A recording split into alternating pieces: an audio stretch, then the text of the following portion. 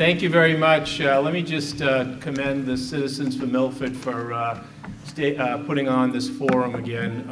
It's very valuable, particularly with the way things are going across our country and across our state. It's a great way to get information out. It's a lot of work, so I appreciate what they've done. Ladies and gentlemen, 2 years ago, when I first ran for this position of state representative, I vowed to all of you that my first priority would be constituent service. And that is what I did.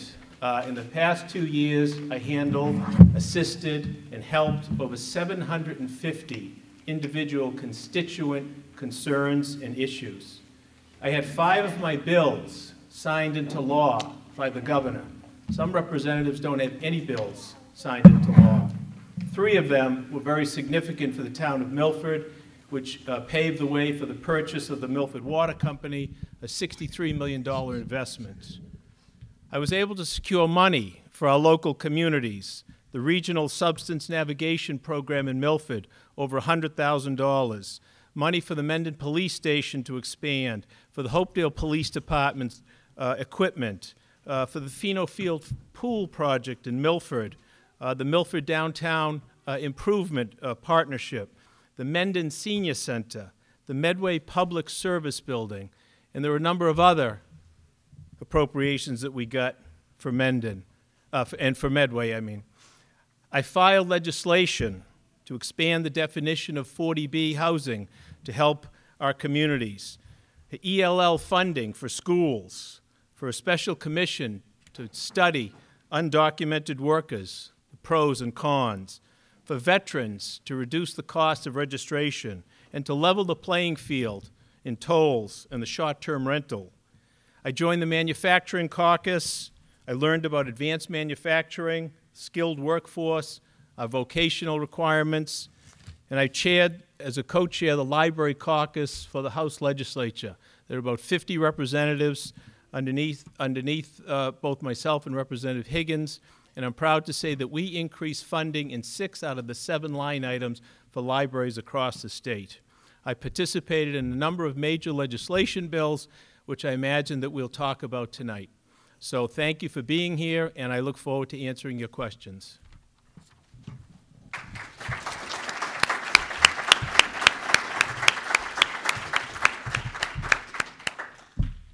Well, good evening, everyone. Thank you for being here. Can everybody hear me? Okay. And I'd like to thank the citizens from Milford for hosting this forum. For those of you who haven't received probably the hundreds of mailers that I've sent to your house, I just want to introduce myself. My name is Sandra Slattery-Biagetti, and I'm running for state representative. I live in Milford. I was born and raised in Milford, and I live in Hopedale. I got that. I've been on the Board of Selectmen for Hopedale, the school committee. I presently serve on the Zoning and Planning Board, on the Opioid Task Force for Hopedale. I'm on the Board of Directors for the Chamber of Commerce, and I volunteer with the Financial Fitness Fair for the school, and I also am a volunteer reader for the elementary school in Hopedale. Hopefully, by the end of this forum, you will understand the issues and what I plan to do for all my constituents, and you'll have a better understanding of who I am and what I plan to do for you. And I thank you for being here again, and let's roll.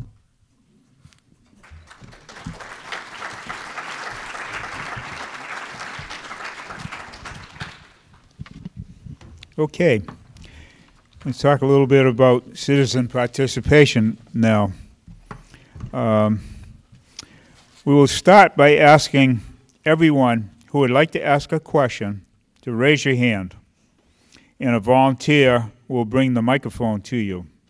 Please tell us your name and the town where you live before asking your question.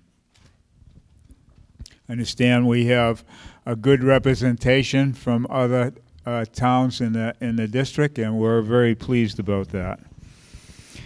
When stating a question, please be considerate. We reserve the right to dismiss insensitive or inappropriate questions and move on.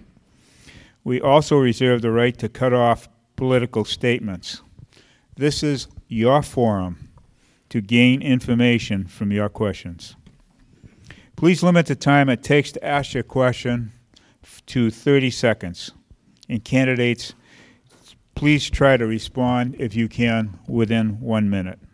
The moderators will extend the answer time if it seems a candidate needs more time to respond. Questions can be directed to either candidate. If a question is directed to one particular candidate, the moderator will offer the opponent the opportunity to respond. And finally, during a lull in citizen questions, we have many questions that were emailed into us to be asked here at the forum. And we have one of our citizens from Milford, Beverly, who will come on stage to present these questions that have been submitted. Once she has finished asking those questions, we'll ask if there are any more questions from the audience, and see if CFM will carry the mic to folks in the audience as needed.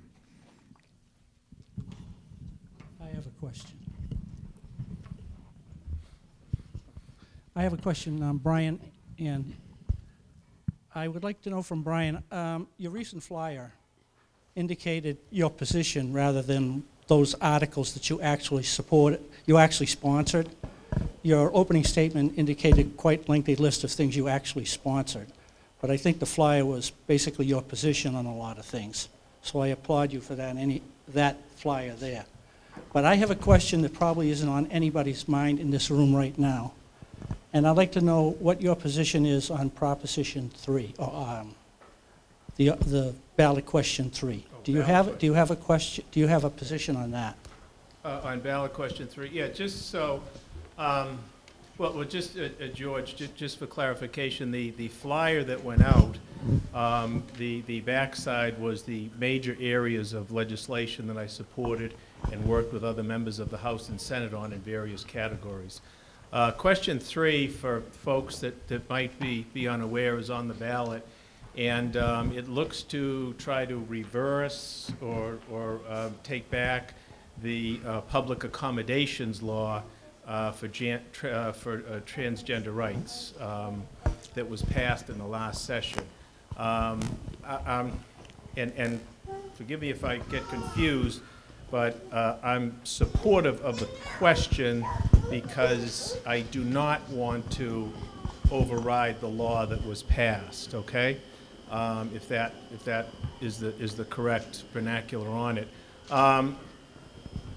That law extended anti-discrimination to folks of transgender, which had passed in 2011 in Massachusetts, which extended to the fields of education and housing, and the law that's seeking to be overturned is public accommodations. So it's just an extension of what was passed in Massachusetts in 2011.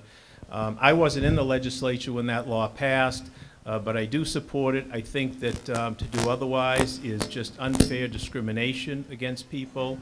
I'm aware of some of the comments that are made about that there's going to be situations in bathrooms and that sort of thing. And again, I would stress to you that it's important to note that we've had the law in place in Massachusetts since 2011. Minnesota, along with a number of other states, has had the law in place for over 25 years. And there just aren't those situations that draw up. So, you know, I see it as a real discrimination law, and I'm opposed to overturning it. My position is yes on question 3.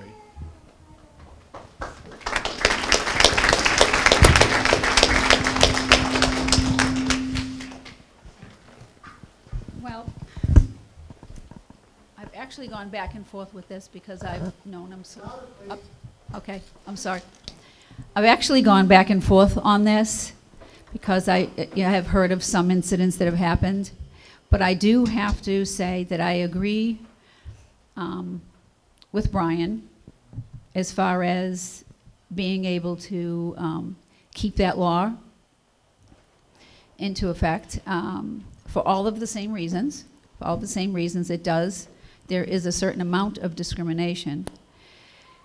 You know, I've really struggled with this a little bit because there have been people I've known who have had situations happen to them while they've been in there. But my feeling is my heart goes out to transgender children and adults that can be discriminated against and looked at in a different way. So I actually am, I've leaned towards saying yes.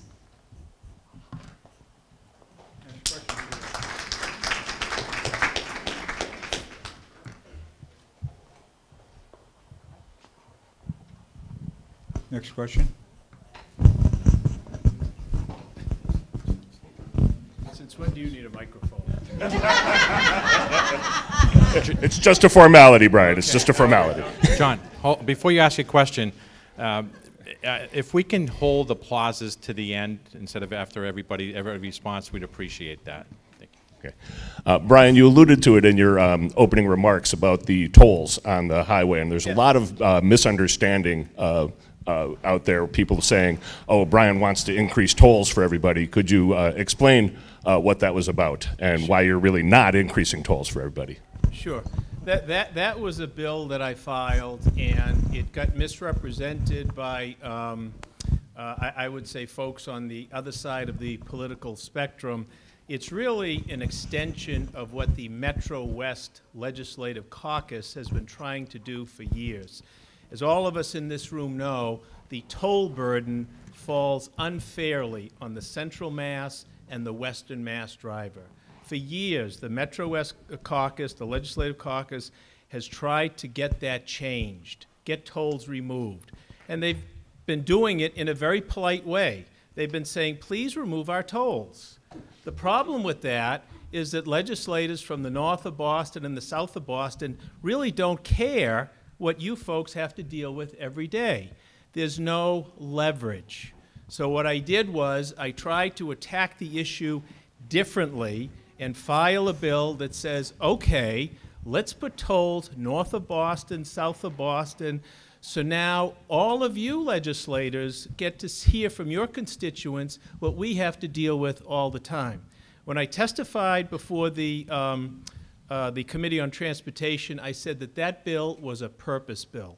And the purpose was to show other legislators what we face in Central Mass.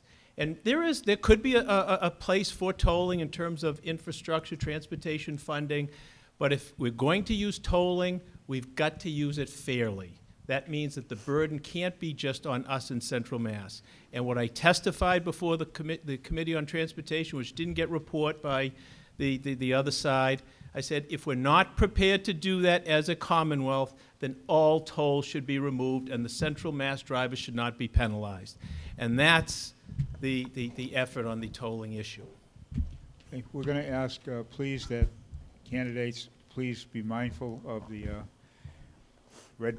I'm mindful, Steve, and you know, and I appreciate the time, but you know something, we're here to exchange information. I know. And you know, I'm going to be answering a question as fully as I can. We need to make sure that everybody has their opportunity to ask the questions. I'm here to stay as long as you want. Sandra, do you have a comment? I do. I need to walk around a little bit. I was very deeply troubled by this tolling bill, and I'll explain to you why. I know it's to have a fair share, everybody being able to split the share of tolls, but to suggest adding tolls where you would come off of Mass Pike and then get on to 128, how fair is that? That the person who's on Mass Pike would be charged another toll again. What this can create, and you may have seen it on TV, but what this can create is the possibility of electronic ticketing. And it is being tested, and it is being done in other states. Now, I know how the impact that could have on the drivers. I'm an insurance agent, and I see what happens when you get tickets, when people are getting tickets. NECN had an NECN Investigates. And what was happening with this electronic tolling and ticketing, 2 women called in and stated that they were having so many problems because their vehicles were they've been getting hundreds of dollars in bills because of the wrong plate number. And until this system can be refined, then, I'm sorry, can I just continue on just for a couple of more seconds? Until this system can be refined, take down the toll until you can get it right. Because if you know, you're going to never know any problems when you start getting tickets in the mail. If you get 3 tickets in one time, you can get a speeding ticket when you go from gantry to gantry. You can get a registration expiration ticket. You can get a license expiration or a license violation. And all that will do, you lose your license automatically for 30 days and you won't even know about it. The problem with the ticketing is that we need to fix the system and the plate reading system and the fine system within that program before we can even consider adding these tolls. Thank you. Next question.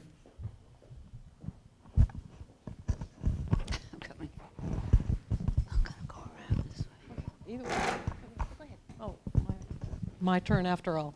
I'm Catherine Cote. I live here in Milford, and I have a question for both of you, actually, so it doesn't matter to me who answers first.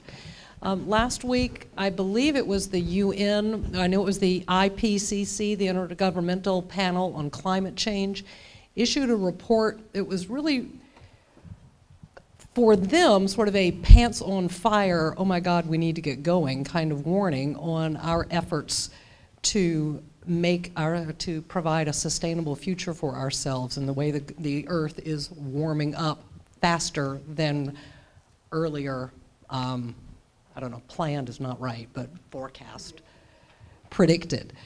And I realize that we are only one state, and that as state representative that you have, you know, obviously you can't control what the rest of the country does, but what can you offer to push us toward a sustainable future, given that dire warning that came out last week?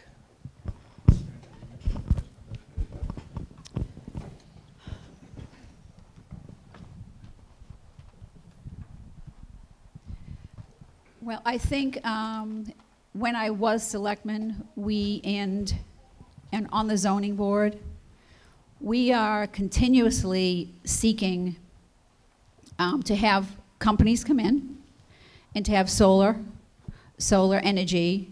We are looking to put some, have solar energy on all the street lights. I have an issue with electronic cars, and I'll tell you why. The electric cars is, the problem with that is that what's going to happen, and as far as this electronic tolling and things go on, the electronic cars, there is a miles driven tax that has been built into the highway and bridges bill. And what's going to happen with these electric cars is that they will be charged after they've already purchased these vehicles. They're going to start being charged a miles driven tax on these vehicles. And I just find that there may be a problem if we do if we do institute this, and for people to buy, I'm sorry, excuse me. The electric cars may become an issue for people to buy if they're going to start charging for a miles driven tax. And I'm sorry, yes. Okay. Oh, I'm sorry. I'm staring right at it too. Thank you. You know, Catherine, what was even more disturbing than that report was our president's response to it. It was horrifying. And any of you in here, you know, children, grandchildren, you really need to be concerned about this because it is real. It's not fake news. It's not fake science. So the federal government with the administration is tearing apart the EPA. They're getting rid of regulations against coal. They're encouraging more fossil fuel, which is increasing the carbon footprint and is totally antithetical to climate change. So what we, in response to your question, what we've done in Massachusetts is a couple of things. We did pass a renewable energy bill this year, and I know for some folks it didn't go far enough. Read Carolyn and Rand. But you know, I supported it. I supported even going farther than that. There were a number of legislators that signed on to try to increase the RPS to 3%. We hoped that that was going to happen. It wasn't part of the eventual bill. The bill did increase storage. It put some restrictions on some gas companies. But more has got to be done. We've got to work to encourage our solar industry. It's not only good for the environment, it makes good economic sense. It's the major energy employer that we have in the state of Massachusetts. We need to encourage more of that. I signed on with a bunch of my colleagues to have Massachusetts meet the Paris Climate Control Accords. We did that in response to inaction at the federal level. So I know we're only one state. It's a tremendously important issue. I think that the legislature and the governor, quite frankly, because there's an increase in wind power and hydropower, is attuned to it. I think we've taken steps in the direction, but there's no question we need to do more. Next question, please. My name's Brian. I'm from Uxbridge. What are your thoughts on the current political administration, and more importantly, what are your thoughts on the Donald Trump voter base in general? Thank you. You want me to go first on that one? My thoughts on the administration in Washington, it's not positive. It's a very bad situation. Beyond the stuff that you see online or on the news and the tweets and, you know, the Stormy Daniels and all of the other, what I call really kind of smokescreen stuff, the administration is committed to tearing apart some agencies that have regulations in place for some serious reasons. The EPA is one of them. Scott Pruitt just tore that EPA apart. It's regulations preventing coal pollution and all kinds of things like that. So the damage that's being done by the administration at the administrative level is very difficult. At the state level, what I think we've found ourselves in the position of trying to pick up the pieces.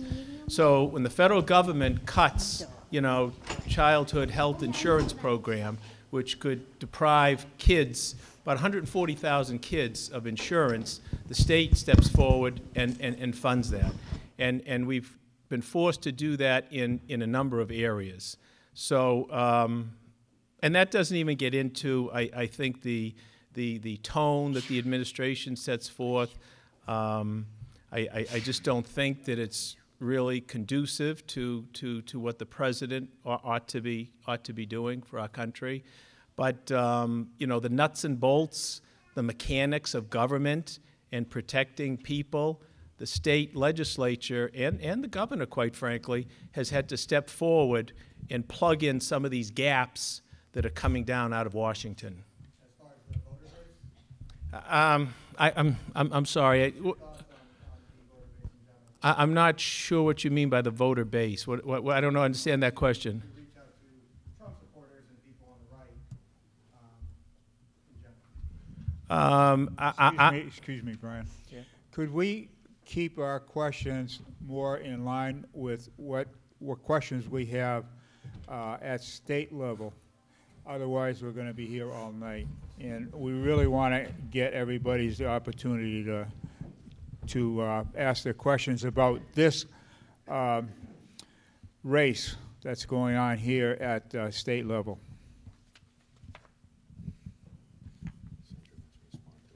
Yes, Sandra. Which part of it? The voter base? Well, look, I'm a firm believer and supporting the administration. Previous administrations, previous presidents, I've supported, whether I voted for them or not, I've supported them. You know, and you're right. The way things are going right now, it's such a negative atmosphere, and it's creating so much angst within people. Why can't we just all get together, raise each other up? What this is creating is, people are separating. If we don't support, or at least give some effort towards supporting the administration, we're going to fail. We're going to fail, and everybody's going to lose.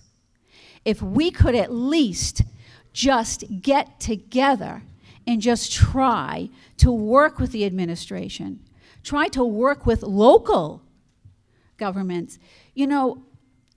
It's like a family. If you don't provide support to your family or to your children, and you're always focusing on the bad things that are going on, what do you think the end result is going to be? We need to raise each other up. We need to stop what's going on right now, and I think you'll be very, very surprised by the end result.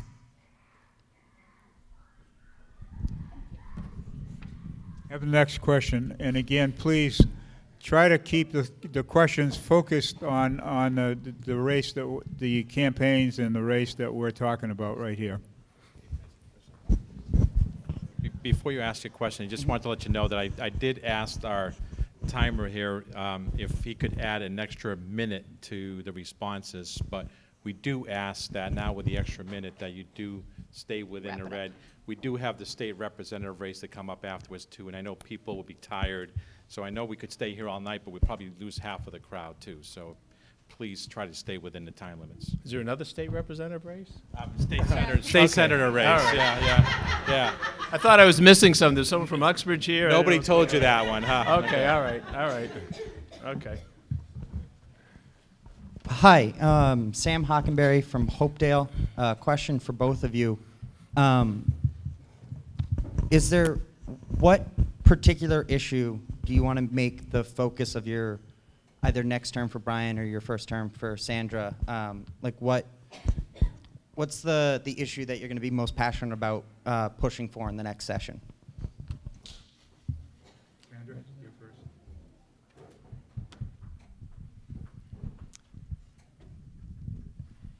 Sam, with regards to what, I don't, could you expand on that question just a tad?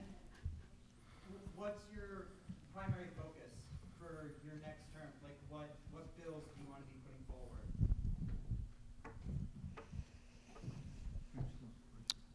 Actually, I'd like to file some bills that have to do with how the merit rating system charges you on your auto insurance and what you're being charged for your safe driver points. There has been, it's an old system, and to get a driving infraction, go on your driving record, an expired inspection sticker is as part of your driving record. That is something that I'll be focusing on.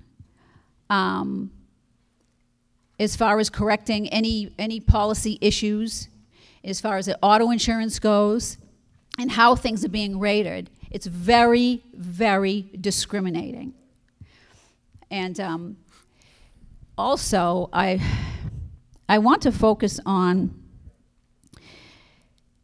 you know, the raises that were issued in January of 2017, I want to focus on, you know, I really feel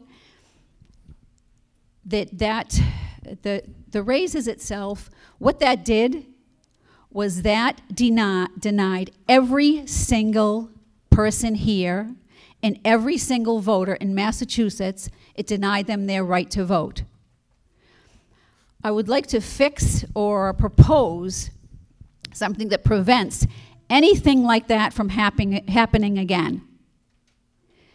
That was a serious abuse of power, and we were denied our rights to vote.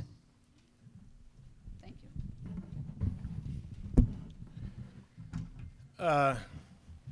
you.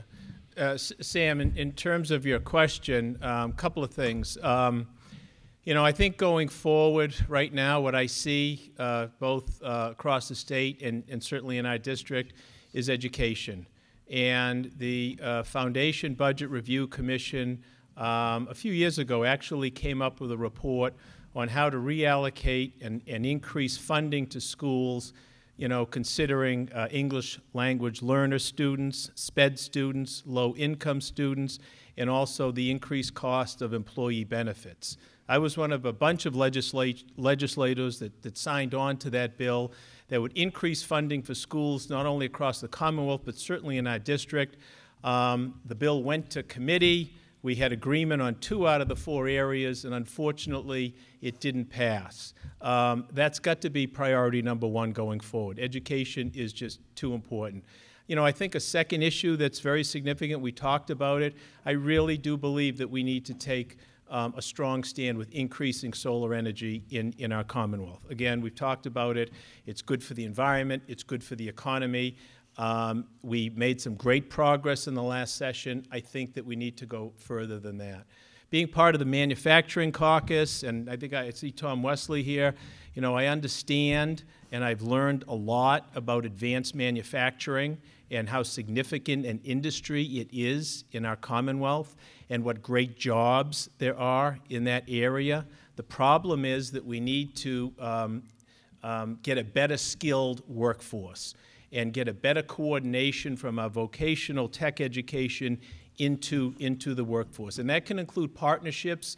The Blackstone Chamber of Commerce has got a great hub educator system over there so that kids who can't get into BVT can take some certification courses there. Those are 3 major areas that I think that, you know, we, I think as a Commonwealth, really need to move forward on.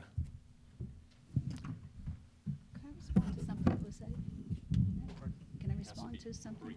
Okay. I want to respond to as far as the foundation budget and the Chapter 70 funds that Brian just mentioned. That part of the problem with this is in January the school budgets start, and they're scrambling to figure out how much they're going to do, how they're going to apply, where the money's coming from, and they have to wait until June for the state to let them know how much they're going to be getting in Chapter 70 funds. Now, Mr. Murray, on one, there was an amendment filed by one of the Republicans asking to at least let the school districts know by March 31st the minimum that they would be getting. And Mr. Murray voted no. Now, I've checked with the school districts, and this would be a huge relief to them if they could at least know by March 31st when they're preparing their budgets that they'd have an idea of what they're working with. Right now, they don't. They don't. And Mr. Murray voted no to at least let them know by March 31st of that budget year to let them know the minimum that they'd be receiving. So I find it hard to say that you're advocating for that when you won't at least give them the benefit of having some early numbers. Well, okay, I don't know if I get a green light or a yellow light or what. In terms of that particular point, and I served on the school committee for 12 years, school committees do get numbers earlier than that. The government's house, the governor files H1, I think, in February. And that has at least the minimum of what's going to be given out to the school districts. So the reason why I voted against the amendment is there's no reason for the amendment because the governor's bill is already in place before that, and school departments can plan their budget based upon that, and then, of course, with the Senate and the House go forward. So, you know, it was an unnecessary amendment, particularly given the fact when House 1 is filed. Okay, the next question, please.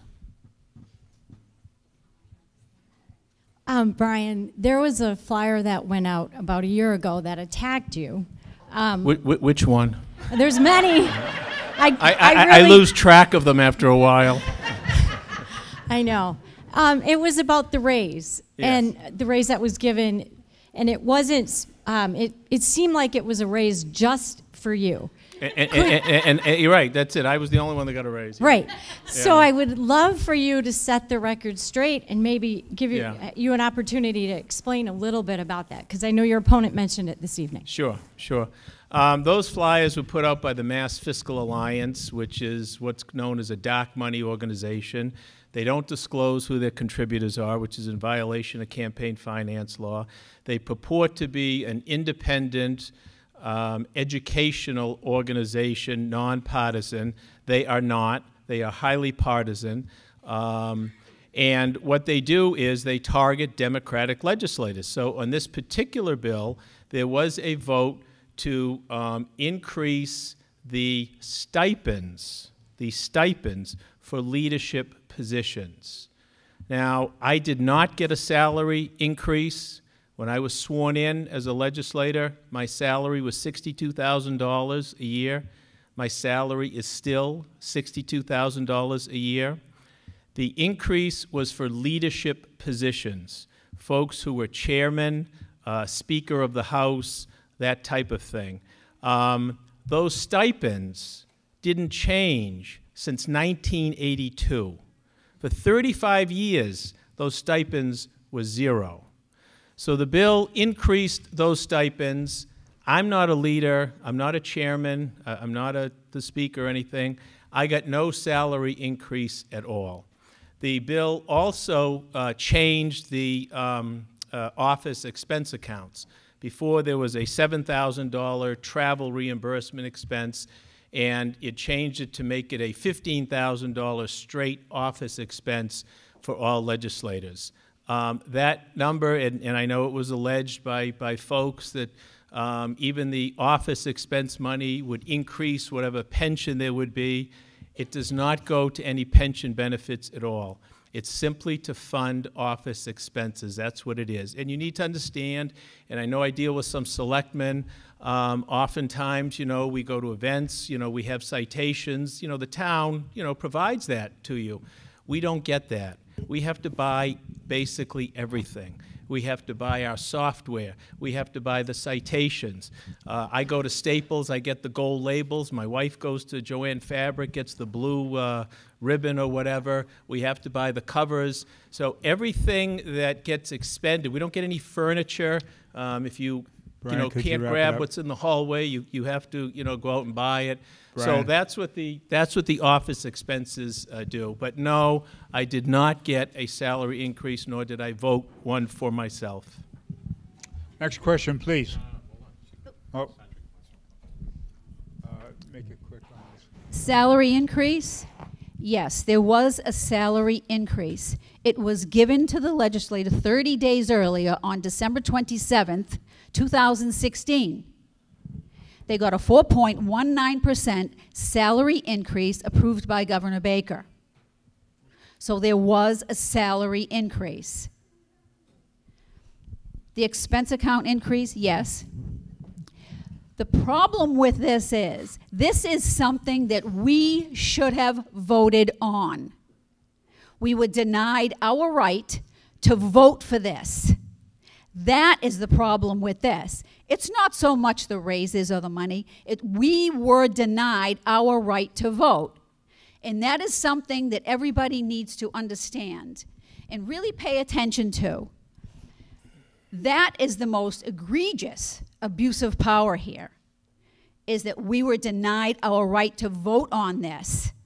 It was combined with the judicial salaries, which we're not allowed to vote on. And that's how this happened. And then it was passed through, it was vetoed by Governor Baker. And then it was passed through on an emergency legislation.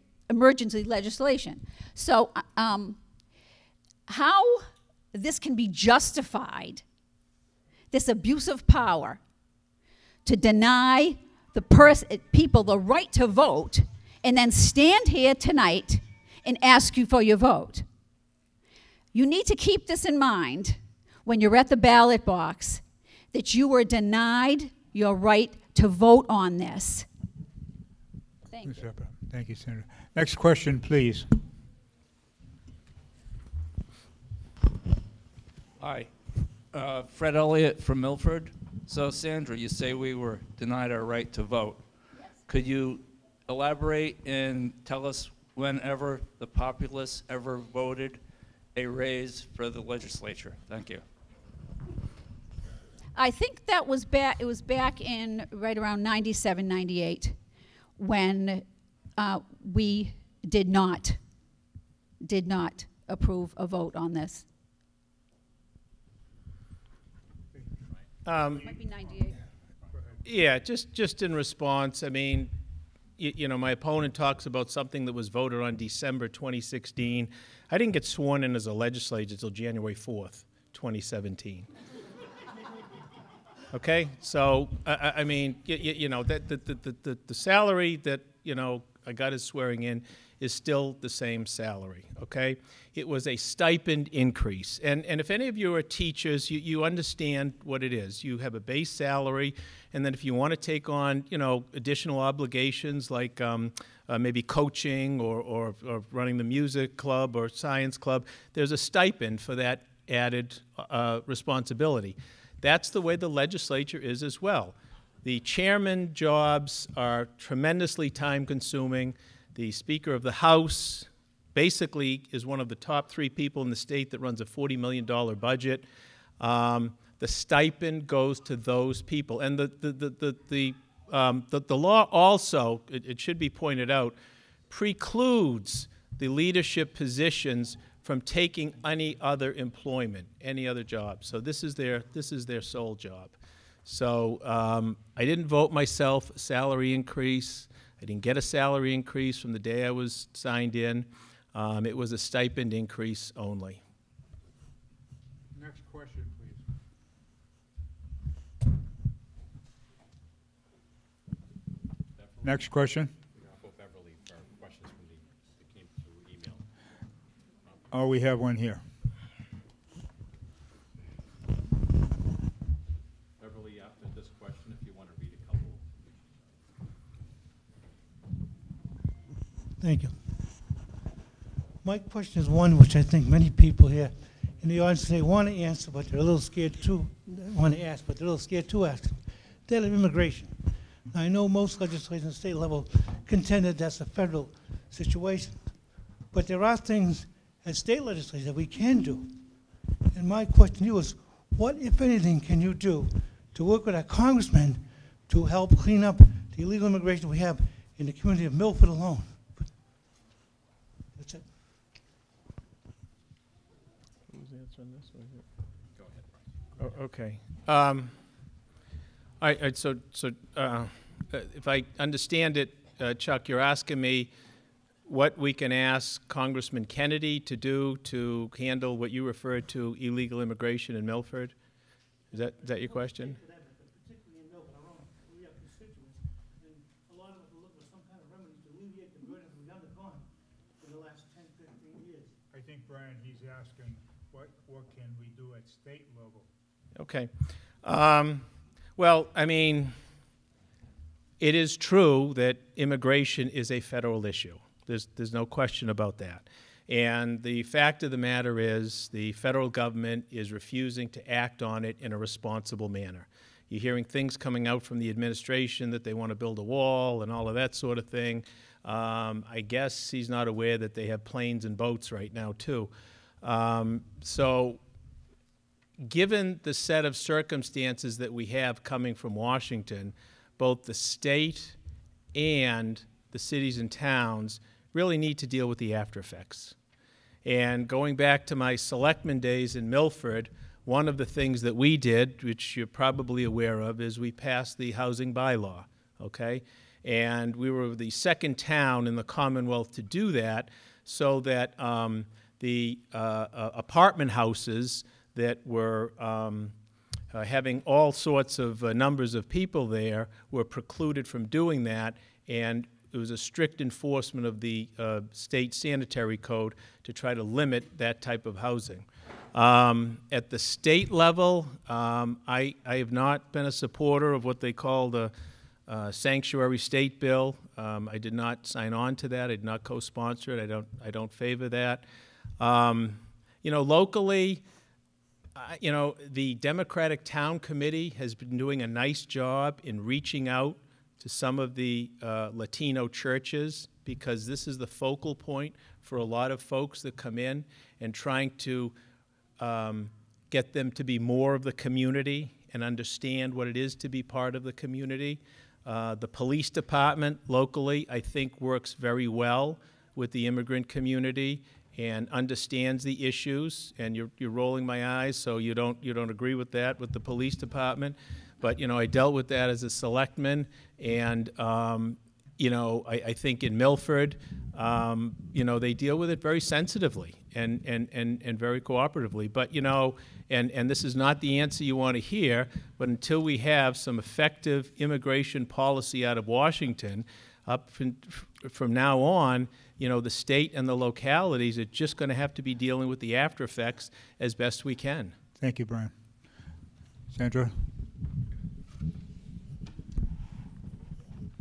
Absolutely not. Right, this is not just a federal issue. This is our issue. This is happening here. Something needs to be done about it. I am not for sanctuary cities. I believe sanctuary cities, and this is not, the problem that people have with this, and they're afraid to bring it up and talk about it, is they're afraid they're going to be labeled racist. This has nothing to do with racism or how you feel about people who are here illegally. This has everything to do about an unfair system. There are those people, that's all of us, that get up, we go to our jobs every day, we follow and play by the rules, and the system is unfair. And this is what people get upset about. They feel that this is not fair. And to have, you know, if you went to court, you go to court, you get a speeding ticket. Somebody else is there. They were arrested for driving without a license. They get free legal. They get free translating services. There is, and definitely, they do get EBT cards, a SNAP. They have free health care. They go into, and I know it's a misdemeanor to cross the border, but it's what happens after you cross the border that is the problem. When you sign in a hospital saying you have no income, that's fraud. When you work at a job and you don't pay taxes, that's a tax evasion issue. All these things are much more than a misdemeanor. And this is what upsets people. It's not fair. It has nothing to do with racism. Can you wrap it and up, I am Sandra, not, please? okay. Oh, stop. Thank you. Thank you, Steve. We want to give people that emailed in questions an opportunity here too. So Beverly Swimmer is going to read some of the questions that came in, and we offer that to the candidates. Okay, the first question is, the first part of the question is to Representative Brian Murray. What was the hardest vote you had to take in your first term as a legislator? Why did you vote for or against it? And have you ever voted in a final vote against your party? Starting from the back up, I would say yes, I did. There were times when I, voted against the Democratic majority. Hardest vote, that's a difficult question because these bills have lives. They evolve through the legislature. They get filed, they go through committees, they get merged with other bills, they have different permutations. Whether you're on the committee, you have an opportunity to vote for it. By the time a bill reaches the floor for a final vote, any legislator worth his or her salt has voiced their concerns or issues with the particular bill, and you're working with other legislators to try to iron that out. So by the time it reaches for a vote at the floor, you're pretty much, I think, committed, at least mentally, whether you support it or you don't. So it's not so much, I think, the final vote that is so difficult. It's trying to work the process through the various committees and other legislators and interest groups as bills weave their way through the process. Thank you.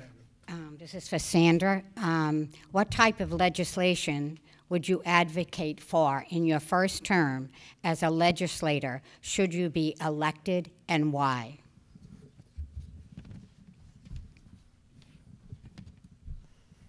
Oh, that's a tough one.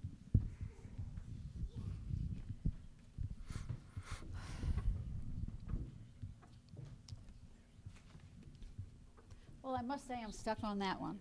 Okay. I'm stuck on that one. Okay. Pass on that? Is there a question over here? In the town of Hopedale.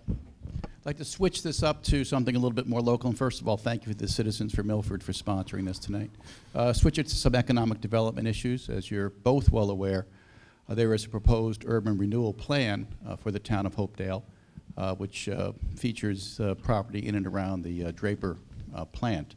I'd like to get your personal opinions based upon your involvement as to what the future of that would look like to you, and what kind of support you might expect from you in the legislature.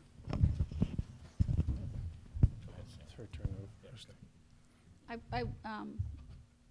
couldn't hear you very well on that mic towards the end of it. If you could just ask, the end. It has to do with the urban renewal plan proposed for Draper. What is your position on that? How would you support it if you're in the legislature?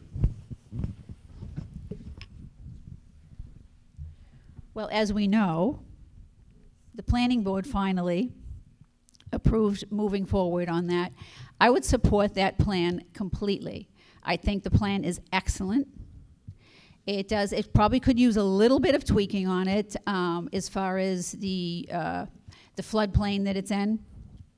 But I'm sure, that can all be fixed. But the plan is excellent. I've reviewed it several times, which, Tom, I'm sure you're well aware of. And I would support it entirely. Yeah, I've discussed this with the selectmen. I've gone over, I've reviewed the submittal. I think it's probably the most significant piece of economic development that the town of Hopedale faces in our adult lifetime. I mean, really, if you live in Hopedale, you know that Draper building is just an albatross. It cuts the middle of the town. It really almost destroys the community. The plan going forward is an effective marriage between local, state, and private development. It talks about mixed-use development, housing, whether or not that component is going to be condominium or apartments. I think that that's kind of flexible as the plan grows and as the market develops.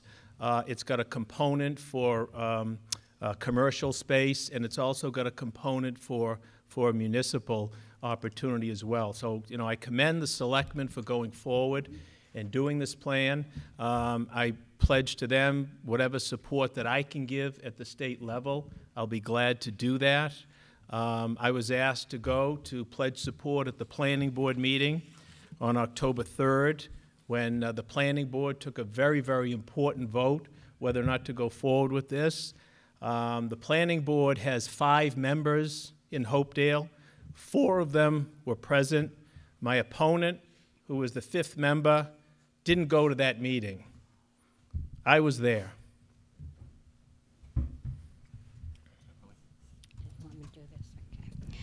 The next question that we received. I need to respond to You that. want, okay. All right. It has to be brief, though, Sandra. I'm just going to let them know. That evening, unaware, 2 of the members were aware that I had a very serious family issue that had to be attended to.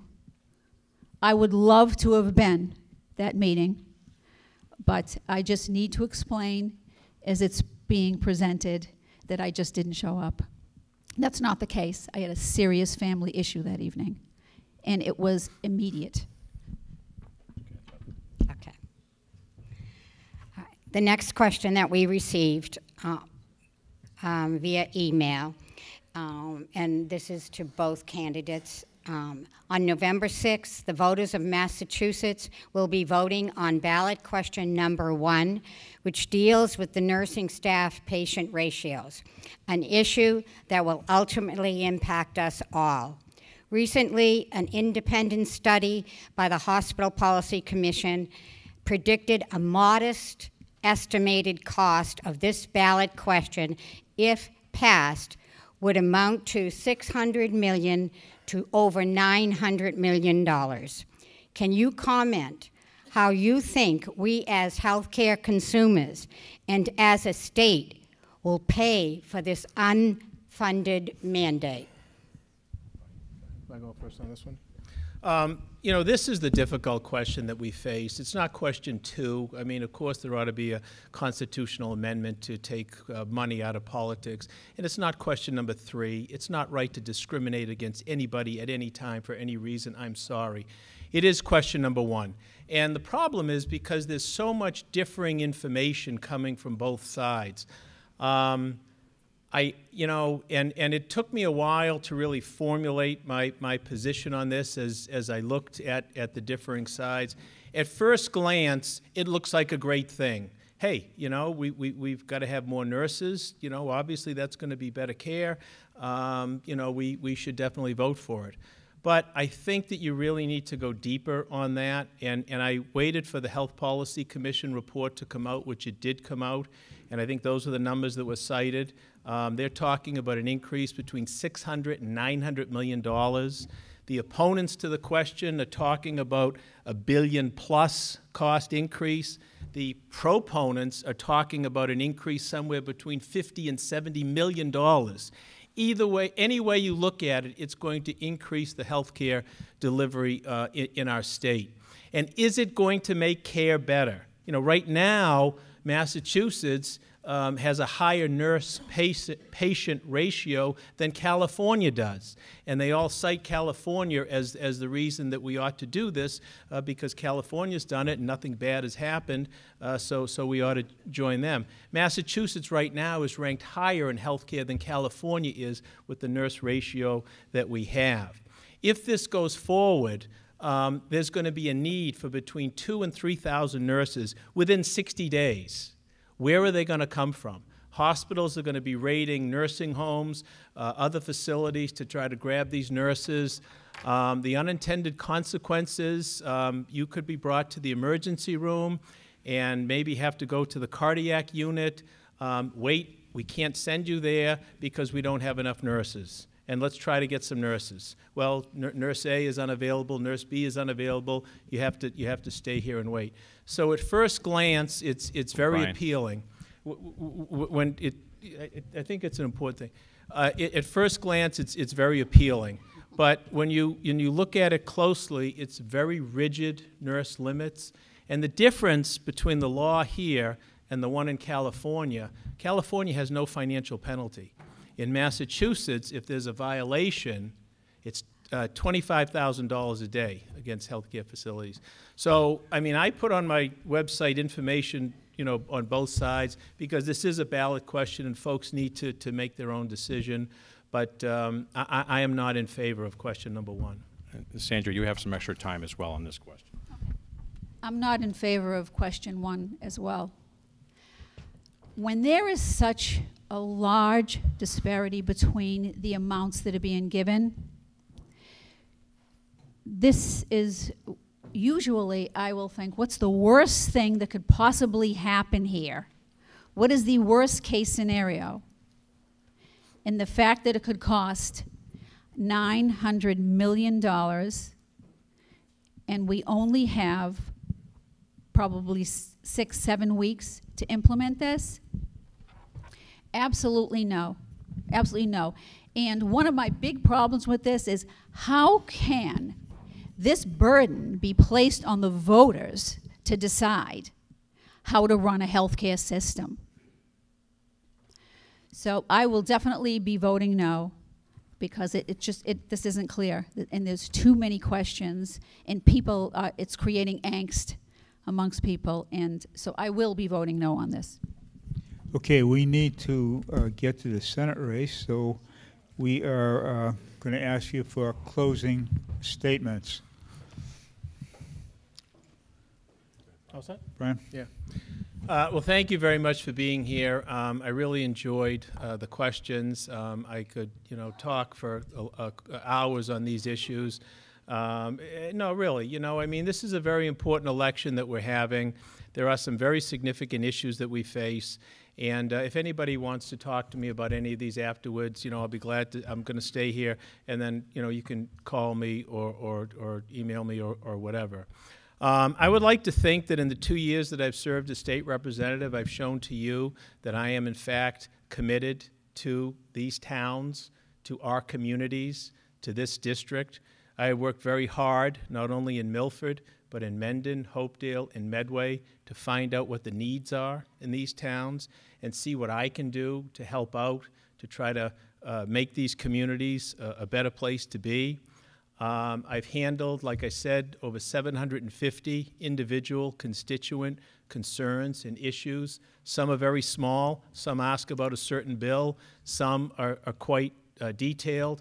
Someone trying to get their mother on mass health, court situations, whatever it was. But, you know, I dealt with all of that, and I continue to work very, very hard. If you look at my background, you'll see that I've done that. I was a selectman in Milford for 16 years. I was on the school committee for 12 years. You know, that's real commitment to the area. That's a dedication to the commitment. And conversely, when you consider who you're going to vote for, I ask you to consider that my opponent has received over 74% of her campaign donations from outside of the district. And that includes $1,000 from the Marlboro Republican Committee, as well as over $6,300 from Marlboro in terms of donated services to her campaign.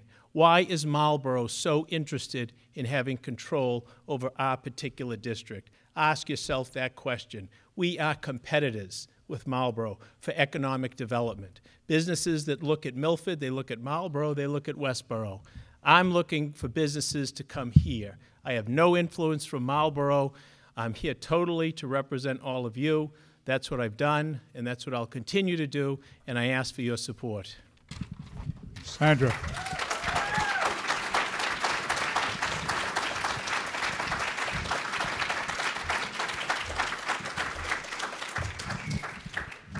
Also, I want to thank everyone for coming tonight. I do appreciate it. I just wanted to state, you know, should I be fortunate enough for you to vote me in, I'll always put, oh, I'm sorry. Okay. I'll always put the best interest of all of you in my district. Every vote I make, every bill filed will be in your best interest. I promise you I will not be a party voter, which is what we have seen with Mr. Murray, especially as he's shown us his first vote was for the raises. I promise I will work closely with Governor Baker.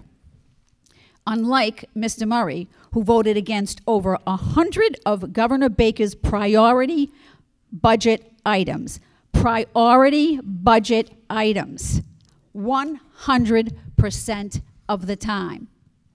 Now, you mean to tell me there wasn't one out of over 100 that you could have voted for, that you liked? I can tell you bills that I've worked with on the administration if you'd like. I'm sure, but you voted I'll be glad to, on Sandra. priority budget items 100% of the time. Okay. You can rest assured I will always take position. Sometimes it may not be popular, but you will always know where I stand. Thank you very much for coming, and I ask for your vote. Thank you.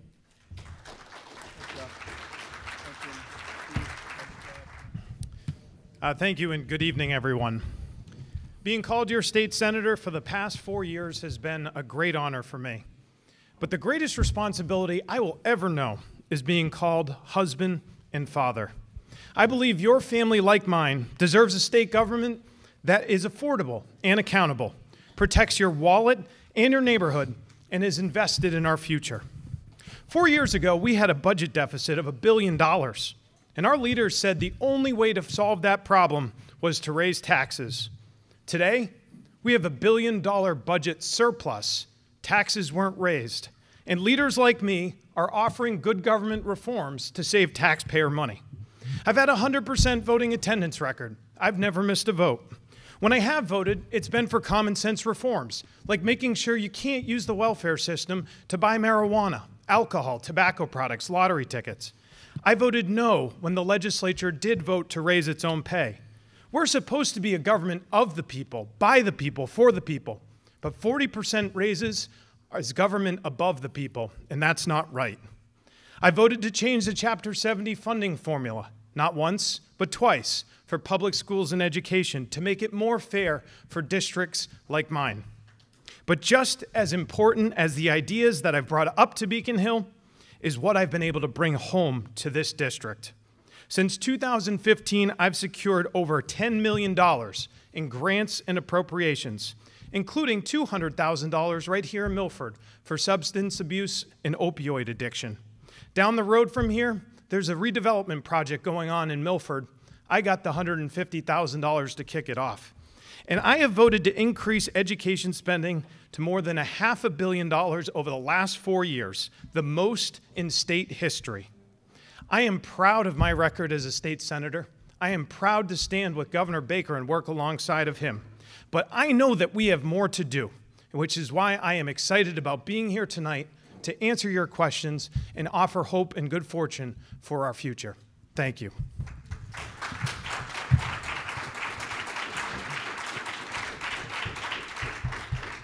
Good to go.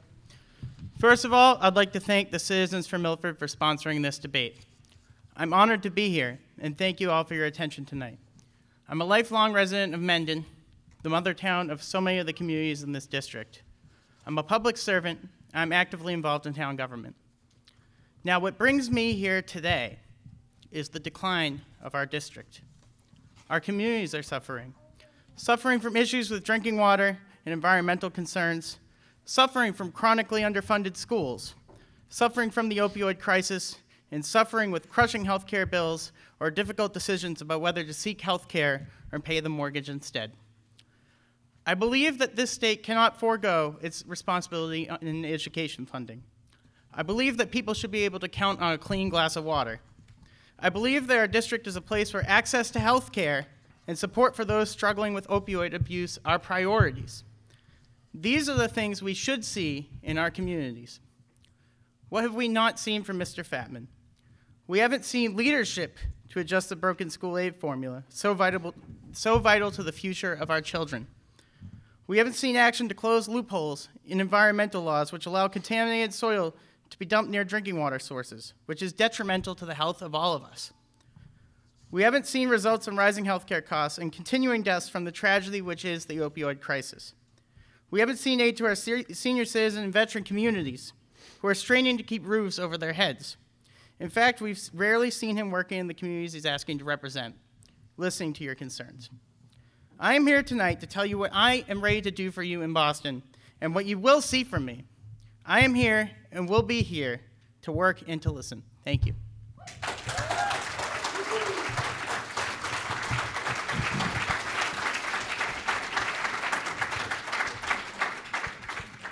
All right, thank you both for the opening here. So we'll go to our questions. There's no reason to read the rules. You know what they are.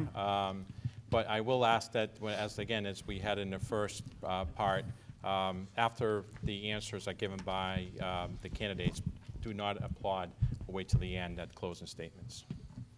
Hi, my name is Peter. I'm from Bellingham, and as someone who's pretty concerned about the opioid crisis that this Commonwealth is undergoing, as well as the nation, I personally have been impacted by it, and I've seen friends who have passed on.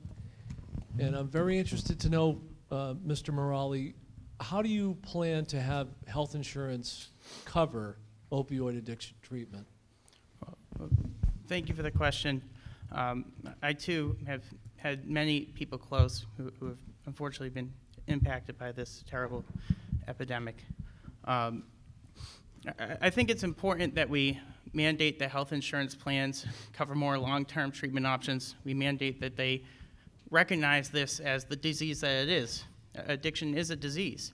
But the problem is people don't have access to the kind of long-term evidence-based treatment options that you've seen to be effective. There are no beds around here when people are looking for help. And frankly, I think that if you want to get help with your situation when you're struggling with this disease, the help should be available. And we aren't going to turn the corner on this until we mandate the health insurance plans cover more than they currently do. 3 days of detox just is not cutting it. Ryan? Thank you. This is an issue that I think has affected this district tremendously.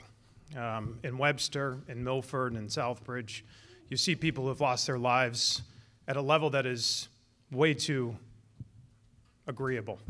There is some good news in the opioid addiction crisis. For the first time in 10 years, we've seen a decline in deaths. But the names that I think about are Patrick Kearney, Evan Rodriguez, Brianna Watson, people who didn't even make it to 30, that live in the town over in Hopedale and lost their lives.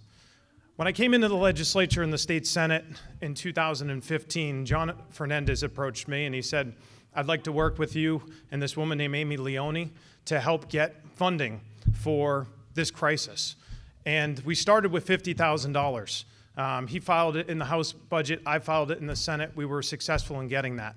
And since that time, I've made it a priority. Brian Murray and I have worked together on that. I think this is not a partisan issue. You know, this is something that transcends parties, it transcends politics. It's about people.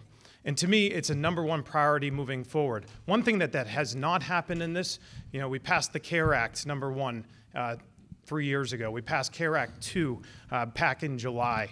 But to me, a 72-hour hold when somebody overdoses would be appropriate. We don't do that currently in this state as law, and I think we should, because a lot of times people relapse into their addiction, into their high, and they die just 50 feet down the road from where the police officer Narcan them. I've worked to make Narcan available in my district, funding it through the CARE Act. I think those are really important issues, and I think Tom has a good point with regards to health insurance. That's something I think I could support. Thank you. Next question.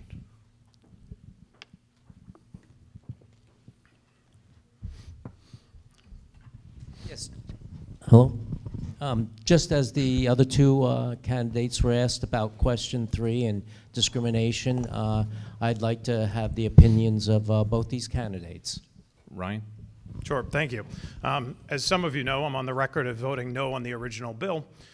My reason for that, and why I will vote no this time, was the legal definition. You know, we created a legal definition that says if you have a sincere belief that you are, then you have access to public accommodations. We had offered amendments to try to change that. For example, changing her name legally through the Office of Probate and Family Court, going through hormone treatments as evidence, going through a sex change. These definitions did not qualify. I think that sincere belief is too broad. We also didn't exempt sex offenders from the law. I think that should have happened, you know, that sex offenders should have been exempt from the public accommodations law. And lastly, there is a pretty harsh penalty of $50,000 in a civil fine if you are accused of discrimination. And just by way of example, this is a real case that's happening in the Massachusetts court system right now. A man entered a spa who was a woman, identified as a woman, and when he asked to get his genitalia waxed, the woman refused to do it who was with him. And she is now going before a court to be prosecuted and have a $50,000 fine pending before her. I think that that woman should have the right to say no and not have to be fined for her opinion. Tom? I fully support question 3. It's a matter of civil rights. In fact, our former state representative, John Fernandez, said it best when he was pushing forward this bill in the legislature. He said the time of separate drinking water fountains is over. And I think that's absolutely true. And I think the fact that we're trying to repeal a landmark civil rights legislation is pretty disgusting, actually. And I fully support question 3. Of course, it's up to the people, and I will fully implement whatever the will of the people might be, because we're a democracy. But I do support question 3. Thank you. Next question.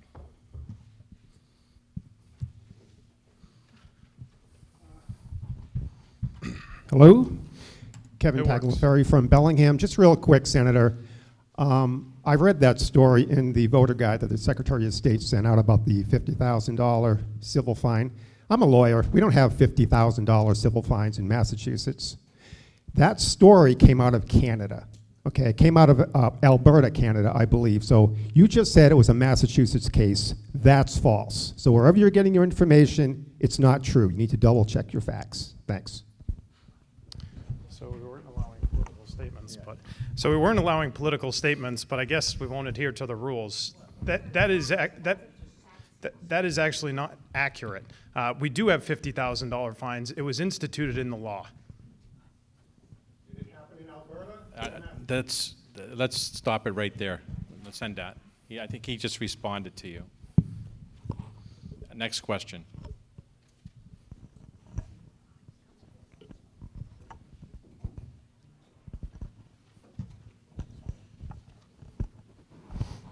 Brian from Uxbridge again. What are your thoughts on sanctuary cities, much like the question asked earlier by this gentleman? Are you for it in Massachusetts or against it? Well, I think that we need to define what sanctuary cities actually are. What I don't support is I don't support restricting police from asking for IDs during a lawful stop, but I also don't think that we should force our local police to enforce federal immigration law. They don't have the resources to do so. It's really not their job. And we have a federal law enforcement agency that's tasked with enforcing immigration. When you put that on something like the Milford Police Department, above and beyond what their mission is, you're really taking them away from being able to deal with more pressing local issues like the opioid crisis. You're taking them away from being able to deal with violent crimes that are committed within the town of Milford. So I think that we have to strike a balance where we allow police to deal with violent offenders and work with federal law enforcement agencies when the violent crime is committed or you have someone with a history of violent behavior. but as when you're trying to make our local law enforcement enforce immigration law as a whole, I don't think that's appropriate or constitutional. Thank you for the question. I'm on the record as voting no for a sanctuary state. I think it's a very bad policy. You have to back up to July 2017. The Supreme Judicial Court came out with a ruling. It was called the Lund decision. What the Lund decision set into motion was that local police officers were no longer able to detain people who were federally wanted. That is a major problem. And every single police department in our Commonwealth pretty much believes it's a problem. All of our police chiefs believe it's a problem. I held a press conference right before the Massachusetts Senate took up its budget because this issue came before us. Tom was there as well, and he was in opposition to my amendment. The reason why I think it's really important with the Lund decision is the Lund decision said there's no state statute on the books that allows for a law enforcement officer to detain somebody. So if a Milford police officer pulls over an individual who's speeding, they run their record. If they also see that they're wanted for murder, according to the way the law works right now, that police officer is not able to hold that person. Now, if they're an immigrant and they're here illegally as well, that's after the fact, not before the fact. So we're not actually having local police enforce immigration laws. That's absolutely false. Second, there's a whole immigration court that's created for immigration. It doesn't junk up our courts here in Massachusetts. But the significance of this is real. Up in Chelsea, there was a woman who worked at a restaurant, and her throat was slashed by somebody who was here and not supposed to be lawfully present. 2 weeks prior, the Chelsea police had that individual in their custody, and they had to let him go because they were not able to detain that person. I think we need to do more. The Lund decision needs to be fixed. Allowing police officers to hold on to dangerous people is paramount. I support that. Tom doesn't.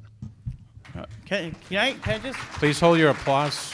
Can I just say one thing? Go ahead. You forgot to mention the individual that helped you write that amendment happened to be from an organization the Southern Poverty Law Center considers a hate group. You forgot to mention that you invited them to Milford, and that's the biggest issue I take with that amendment is the people you bring on as advisors to help write these things. Well, also, the entire Board of Selectmen endorsed that idea. Every single police chief in Massachusetts endorsed that idea. So I think that that's a pretty important group to be involved with as well. The Board of Selectmen have seen this on the local level. They understand the consequences. They're a policy-setting board. They've talked to their police chief. They've talked to their police officers. And just the other day, when I was knocking on doors in Milford, I ran into a Milford police officer, and he talked about his frustration with not being able to honor a detainer because police officers don't want dangerous people on our streets. It has nothing to do with immigration. It has to do with if they have a record, if they're wanted. And why would you want somebody who is wanted to have asylum, essentially, with the sanctuary state? That makes no sense, and it's wrong. And I've stood up and said this. I made it a premise of every campaign that I've run. There's this idea that immigration is a federal issue. Well, yes, it's a federal issue, but it's also come into state politics as well. And I'm somebody who can be relied upon to make sure that we're trying to do the right thing for public safety when it comes to immigration. Next question.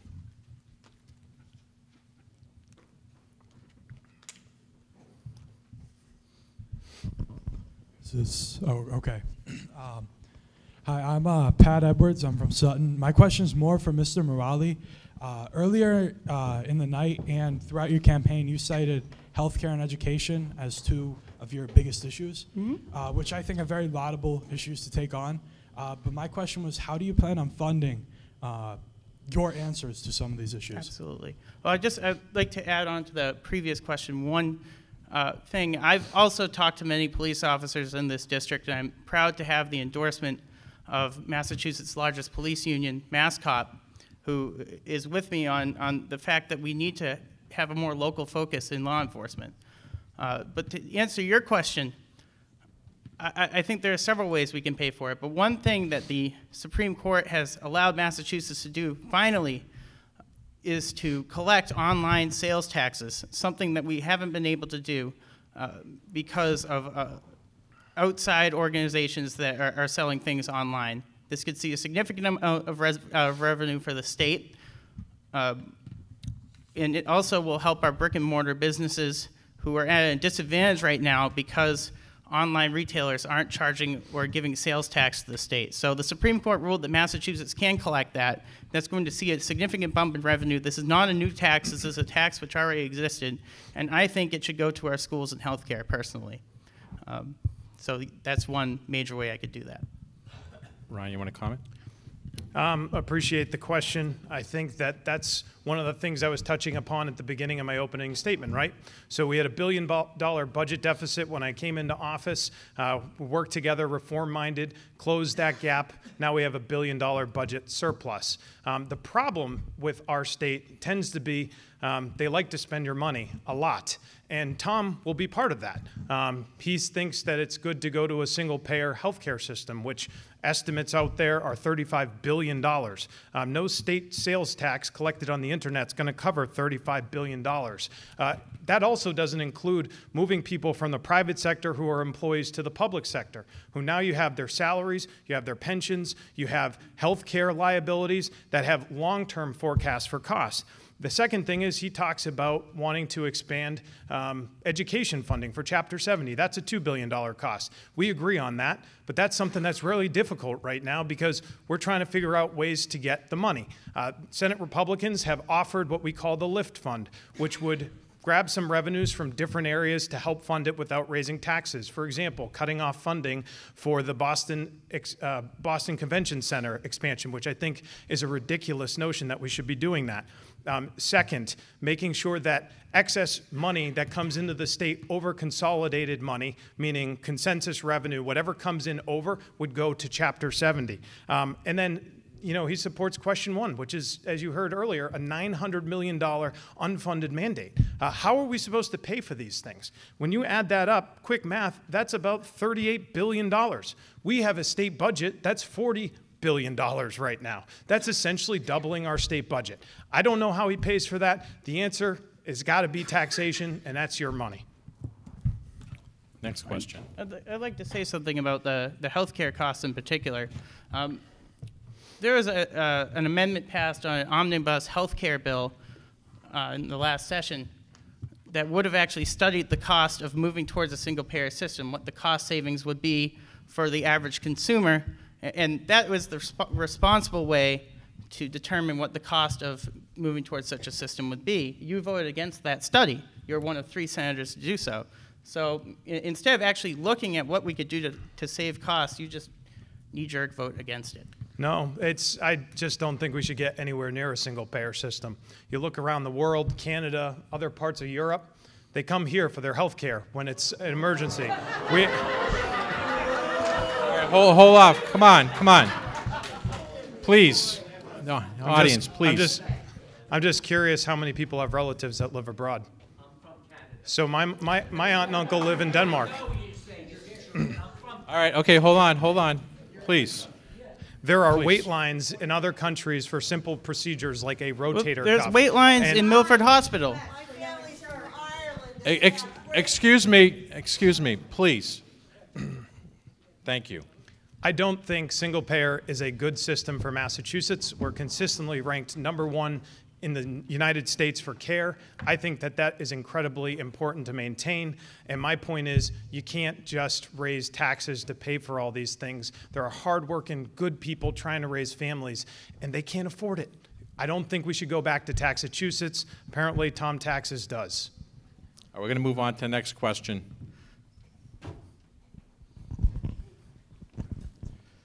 Brian Plasko, Selectman, Uxbridge. Thank you, Senator, and thank you, Tom, for wanting to step up. 2012, the town of Uxbridge suffered a devastating loss in the Burnett Mill. My question to you is, how do you plan on bringing jobs into towns in your districts? Thank you. Thank you. It's a really great question. First thing I want to point out is we've added 744 jobs since I've been the state senator in the Blackstone Valley, with 5 companies that I have been intricately involved with promoting, whether it be with Secretary Ash or Secretary Beaton. DC Bates, which is a Mendon project, Prime Metals in Sutton, IPG Photonics in Oxford, Hardline Treatment in Southbridge. These are businesses that have come to our district because we were able to get them some tax incentives to do so, and they have created 744 jobs. I think that's fantastic. One of the ways we do that is through Mass Works grants. I've been successful at working with the administration and making sure that Mass Works grants are funded.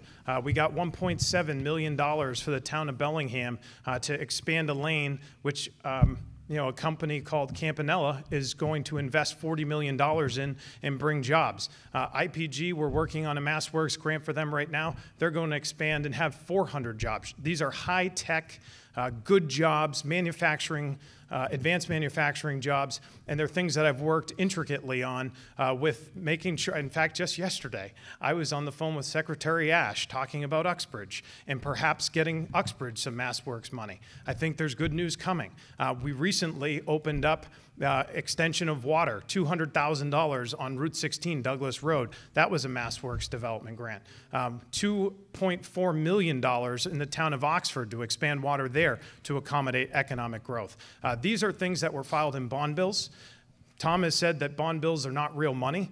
That's real dollars. That's real dollars that have been invested into our community, and they're things that have benefited our community, and they're things I'll continue to support and help make sure we advocate for. Tom? Yeah, absolutely.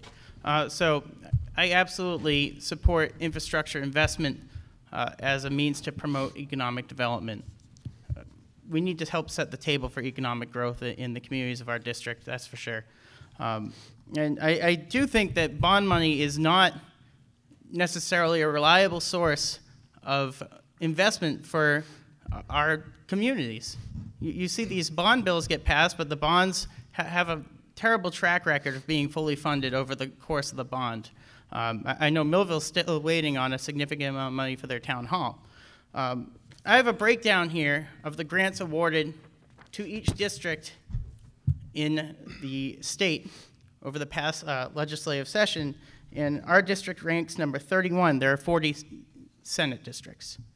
I think we can do better. I think we need to more aggressively push for infrastructure investment. I think that we need to push to invest in our water infrastructure as a whole in this state. When you have towns like Uxbridge, which are suffering from a water crisis, businesses aren't going to move in to the degree that they need to. And you look at 146, there's so much potential there. There's so much potential there. So I would aggressively push for more investment and a bigger investment in terms of water infrastructure especially. Thank you. Rosemary, you got somebody down here with a question? Name's Peter. I'm from Mendon. I have a question for you, Senator Fatman. Earlier, and I got to circle back to immigration, you had glossed over the fact that Tom had mentioned that you had invited a hate group to speak, to give their input on this legislation or whatever it is. And I got to ask you, in this, I think ties to that, you were once quoted, when an illegal immigrant woman is raped, she should be afraid to go to the police. Now, how do you explain both those scenarios, how you can benefit from the input of a hate group and making a comment like that? Well, I appreciate the question, though a little unfair. First of all, that quote, what was reportedly said was that if a legal immigrant was raped, she should be afraid to come forward. That's what they said that I said. I did not say that. It has been clarified in actually 5 different news publications that that's not what I said. And after I read it, I actually went to the Telegram and said, this isn't what I said. And they wrote another story about that.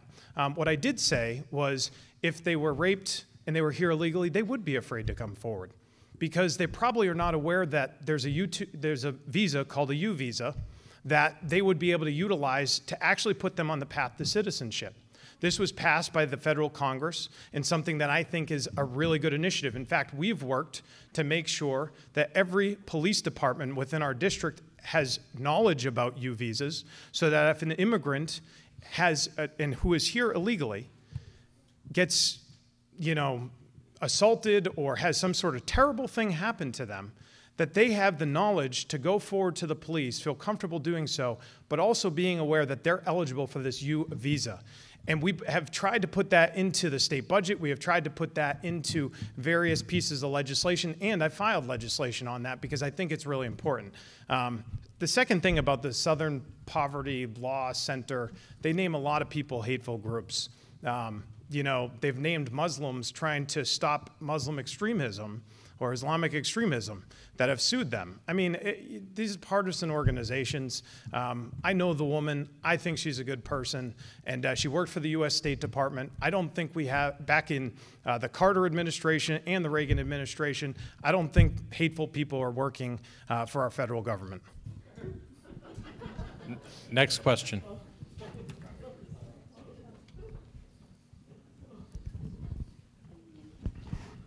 Hi, I'm Catherine Cote again, and I would like to acknowledge that all of these issues are very important, but I don't want to lose track of the importance of the environment again as well.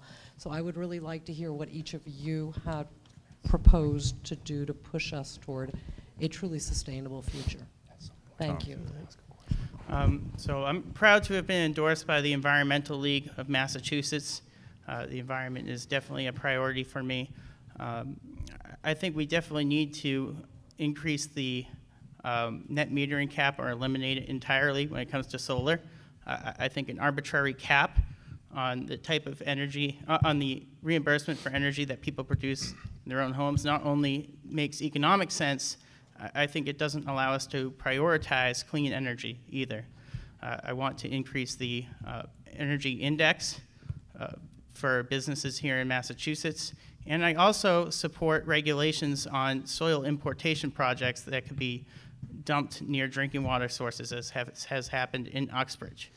I think that we need to close the loopholes that allow these types of projects to be dumped near drinking water sources. I think we need to put liners down, and I think we need to protect our drinking water, which is one of the most important resources of all. I've supported climate change legislation in the state Senate. In fact, some say it's the most aggressive climate change legislation there is in the country. I think we should be very proud of that. I think this is a real problem that's confronting our state, especially when you look at Cape Cod and Boston Harbor and some of the environmental issues there. I've supported hydroelectric being brought down from Canada to help power our state as a clean energy source that's also very affordable. I agree with Tom. I think solar development is essential for Massachusetts. I think it created a lot of jobs. I've talked to a lot of solar companies that are really frustrated by the Baker administration. I part ways with the Baker administration on this issue. I voted no on a tax or the ability of a pipeline tax so that you all would have to subsidize natural gas development. That's wrong. I don't think that's a good thing. I voted no to make sure that that tax couldn't be initiated on ratepayers and on the people of Massachusetts. And then I've utilized bond bills, which is real money and when you work for it. In fact, we had an issue here in Godfrey Brook. I noticed that former Senator Moore is here. He filed money in a bond bill, in the environmental bond bill. After the election in 2015, he had filed it, and I got $250,000 of that released. I worked with the administration and the Secretary Beaton to make sure that Milford had resources to, address Godfrey Brook. So these are things that are really important to me. They're important to me as a dad because I know that my children are inheriting the world that we live in, and I want to make sure that that world is as clean and efficient as possible. Hi, I'm Elizabeth Groot. I'm from Uxbridge. I just wanted to apologize to you on behalf of the people here and all of us who are being disrespectful and mocking. I also want to say a quick comment. I'm from Uxbridge. I have not heard about the water issue, so I don't know if you want to explain about that. But also, my question is to Senator Fatman, and I was wondering what's the legislator that you're most proud of? Bill? Yeah, sorry. Thanks for the question. First of all, I grew up with the last name Fatman. It prepared me well for politics. I can take anything, believe me. Second, I'm a Republican in Massachusetts, not the easiest thing to be, especially these days. And, so I appreciate the sentiment, but the wonderful thing is we live in a great country where people can disagree. They can say what they say. They have the First Amendment rights, and I support that. And so everybody here is exercising those rights. That's a fantastic thing. The piece of legislation that I'm most proud of, in 2016, a woman approached me. Her name was Alice Seish. There's been a lot written about this in the Telegram and the Boston Globe. Her son, Stevie, was stabbed 138 times. I can't imagine that. The family was on the other side of the door when it was happening. And the person who perpetrated that crime was actually his wife. She was not mentally well. And so she approached me at a senior center about 3 weeks after my daughter was born, and I had to listen to her story. It was devastating. It broke my heart for her. And she had been told after sitting down with legislators that nothing could be done to address this issue. What she wanted was for that individual who killed her son to have a criminal record. He didn't because she was deemed insane. And people in our state who are deemed insane don't have criminal records. When the criminal justice reform bill came forward that I voted for, I added an amendment to it in the Senate version. And that said that if you commit a violent act and you're not competent, that you will have a criminal record. And the reason why I did that was when I was doing the research, just in Central Mass alone, 63 people had been killed by people who, or a dangerous crime, committed a dangerous crime while they were insane. And yet their term in rehabilitation was about 10 years. Further research showed that there was a woman who drowned 4 of her children in Boston and then was working at a Boston Children's Hospital 8 years later. This is a very serious issue because that's not the type of person you want chaperoning your kids. Or at least you want to know what they did in the past when you do background checks, whether they go to work at a preschool or chaperone at a high school event. These are really important things in creating transparency. We passed that 40-0, and Stevie's memory is honored by that. I'm very proud of that. I think we can both support. I think we can both support reining in people who commit violent crimes and making sure that justice is served. But to your question about the soil issue in Uxbridge, there's a situation where you have soil being trucked in from other parts of the state. Some of them might have been in contaminated sites, sites that have been known to have a contamination, and dumped on top of a site which serves as a drinking water aquifer for many of the homes in Uxbridge. They entered an ACO with the state, a type of agreement where there's tests that are taken every once in a while, and we've seen 17 tests. 10 of them showed contamination in the materials being brought in, and still nothing was done to stop these kinds of projects from happening on top of drinking water sources. Nothing was done to make sure these types of projects happened with a liner put down. So I've knocked on 20,000 doors throughout this district. I could tell you almost every single person I've talked to in Uxbridge at the door has brought this up as something that they want to see resolved, as something they want to see resolved on the state level, and still has not happened. Next question. Hi, my name is Mike Soares. I'm a member of the Milford Finance Committee. Something I think doesn't get enough attention in the papers, and something that keeps me up at night is MS4. So for those in the audience that aren't familiar, this is an issue and a mandate from the EPA that is requiring Milford and a couple of surrounding towns to clean up the phosphorus in the Charles River. This is estimated to cost Milford $40 million. To put that in perspective, our entire operating budget is about $100 million. So what would you do as if you got reelected or elected to help Milford either finance that or push back on these EPA mandates? Tom? Yeah, absolutely. Well, I think it's unfair to make the town of Milford shoulder most of that burden. I think the state needs to take a more active role. I think part of it needs to be done through bond financing. I think it also needs to happen through direct investment in cleanup efforts, something this state needs to do more of. So I think, like I said, I think it's unfair that a community like Milford has to struggle to do more and more of these things while the state is giving away more of its share of the burden. I agree.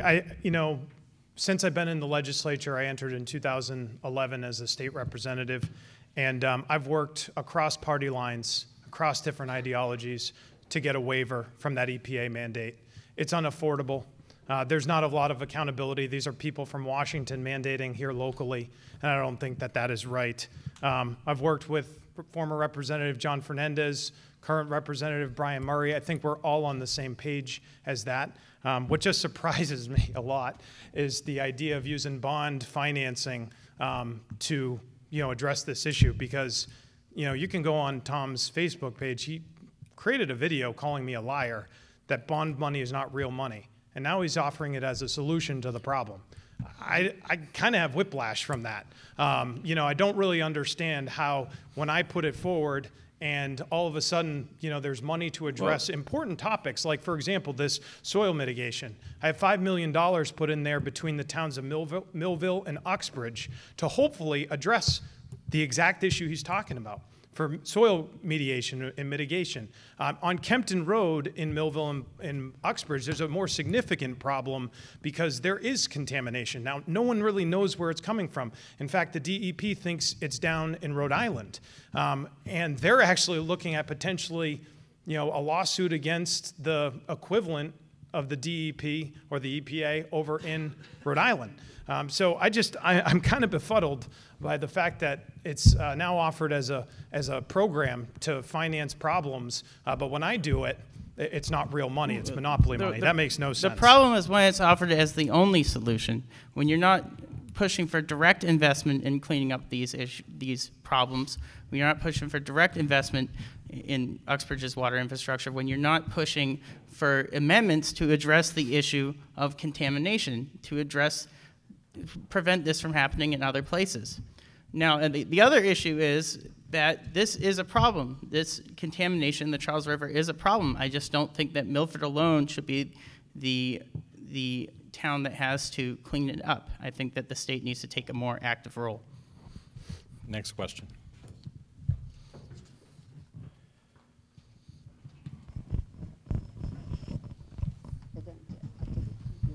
Yes, hello. What guidance, this is for Ryan Fatman, what guidance or discussions did you offer to Millville with their current financial problems? Thank you for the question. I've had a lot of conversations with some of the selectmen, Andrew Aylward in particular. He's somebody who I've supported and I think is doing a really good job on the board there. Aubrey Brono, Gary Gill, these are new members of the Finance Committee.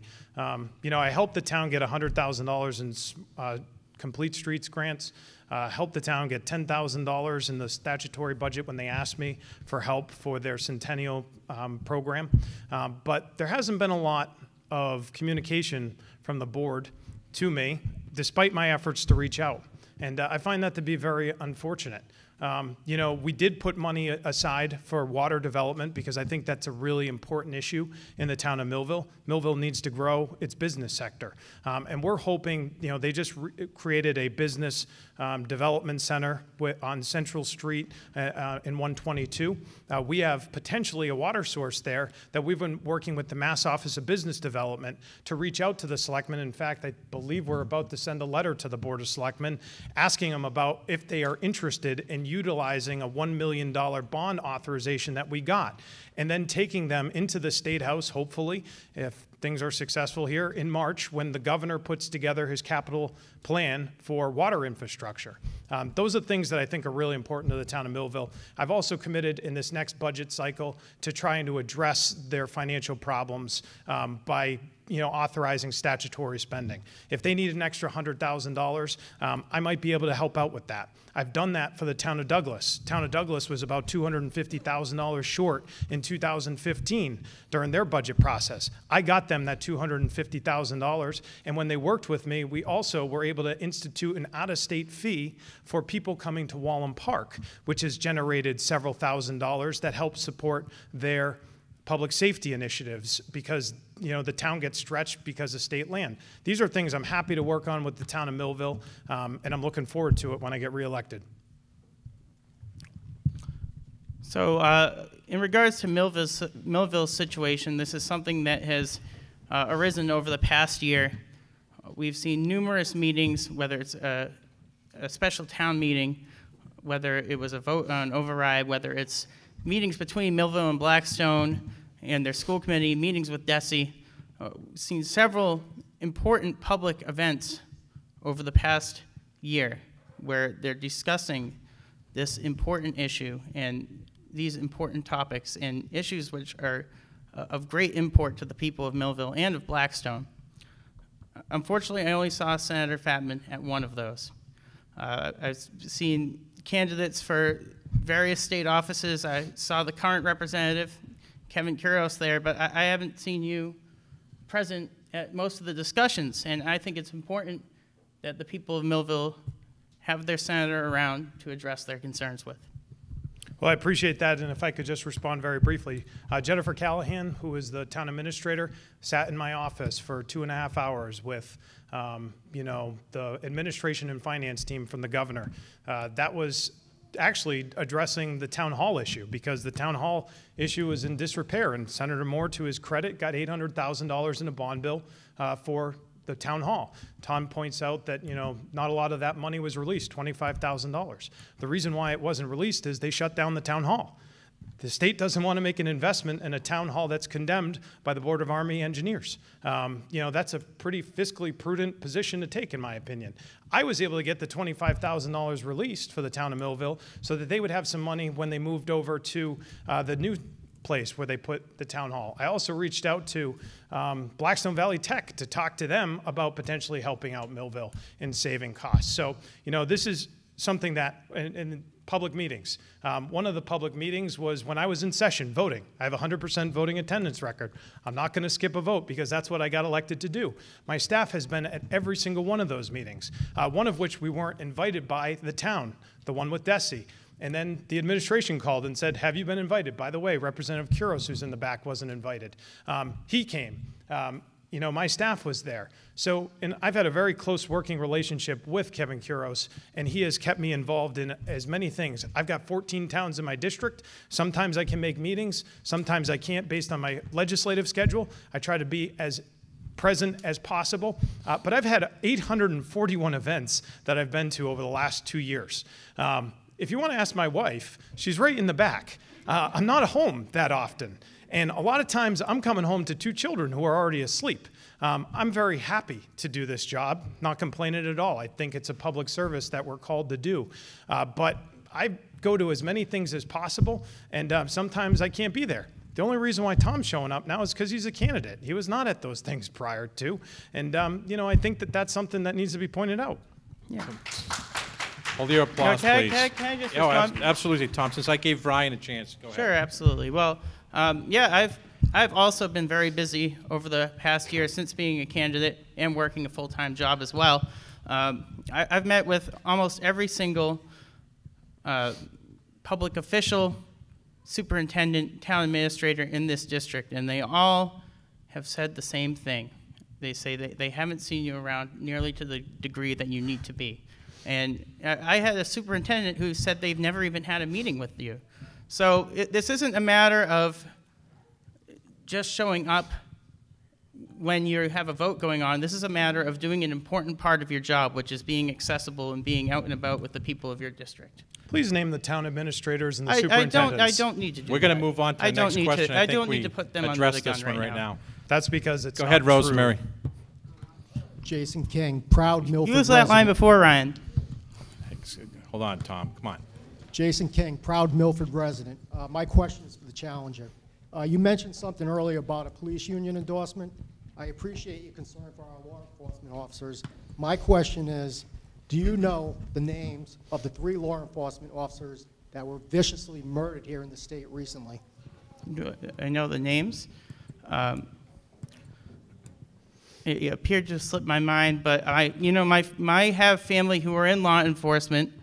I had a father who served Mendon and Millville Police Department for 25 years.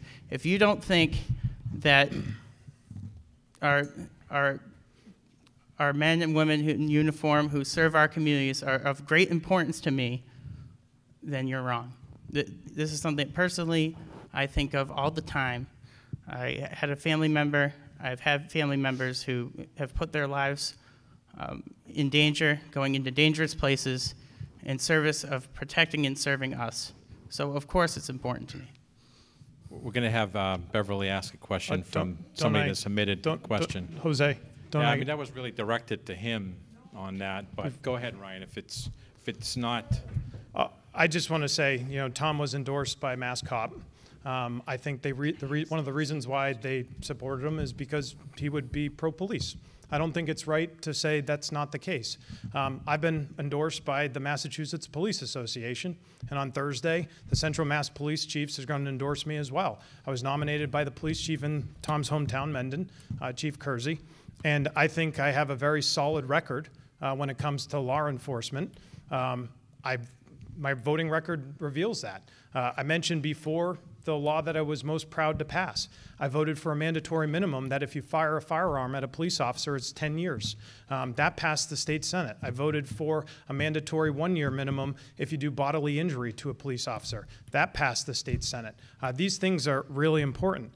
But I will say, when my brother went to the Army and is down in Alabama, Public Service took a whole new meeting. He's becoming a helicopter pilot, and every single day I think about him. And I think about people who put their lives on the line every single day. Sir in the back, police officer, thank you for what you do. The answer is, though, I believe it's Michael Chesna, Officer Gannon, and Ron Tarantino. And Ron Tarantino was from Auburn. Gannon was from, I think, Yarmouth, and Chesna was from Weymouth. And the reason why Tarantino sticks out most in my mind is I did something fairly controversial. I try to be as even-keeled as possible when it comes to my colleagues in the state Senate. But on the night that Officer Tarantino was waked, the state Senate voted no to increase bulletproof vest funding, ballistic vest funding. And I had a huge problem with that. And I took to Twitter, which I never do, and I made that vote public. And 2.5 hours later, that was reconsidered, and it passed 39-1. I take full credit for that, because if I hadn't done what I did, I'm not sure we would have got that extra money for bulletproof vest fundings that supports our communities. Go ahead, Beverly. Question from email.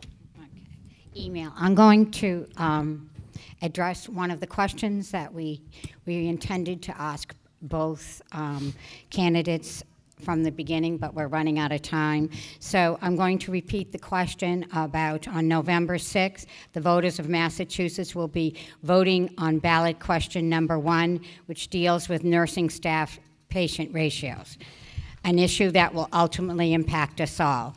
Recently, an independent study by the Hospital Policy Commission predicted a modest estimated cost of this ballot question, if it's passed, to be between $600 million or over $900 million. Can you comment on this, Bill, how you think we as healthcare consumers and as a state will pay for this unfunded mandate?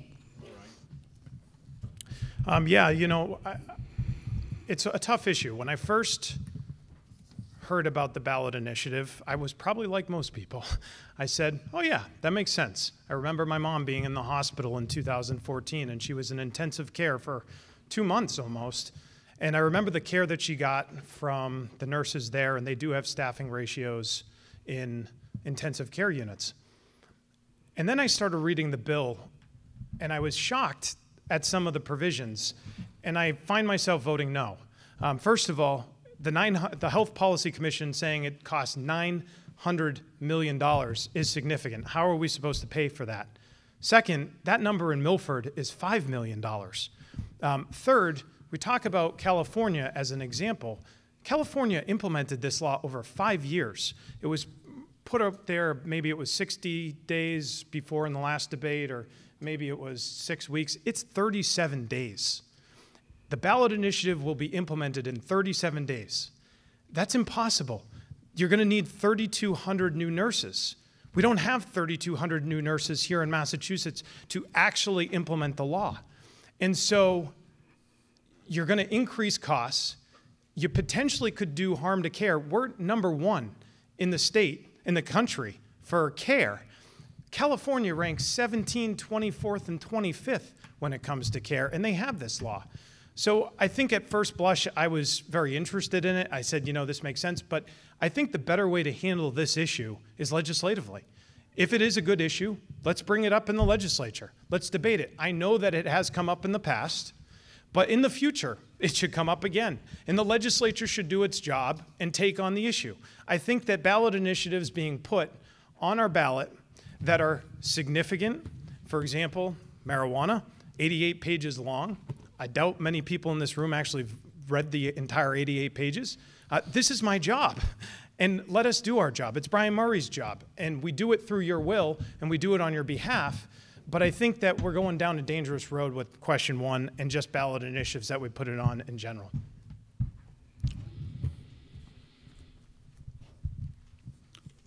I am personally in support of the question 1. I was talking to a doctor earlier today, actually, who was saying that he thinks that there are some great things that can come from it. Improved patient outcomes, shorter lines. Nurses have some of the highest rate of burnout of any profession. I think it's important that we implement some safe limits to the amount of patients that they are forced to look after, specifically because of that. I think you'd see a lot of people who got their nursing licenses, who left the profession, might come back because of the more manageable conditions. But the thing is, this is a ballot initiative. I will work to implement whatever the voters of Massachusetts decide, and I will work to do so faithfully as well. One more question. I think that we have some people here that want to ask some questions, so we just go to the audience here.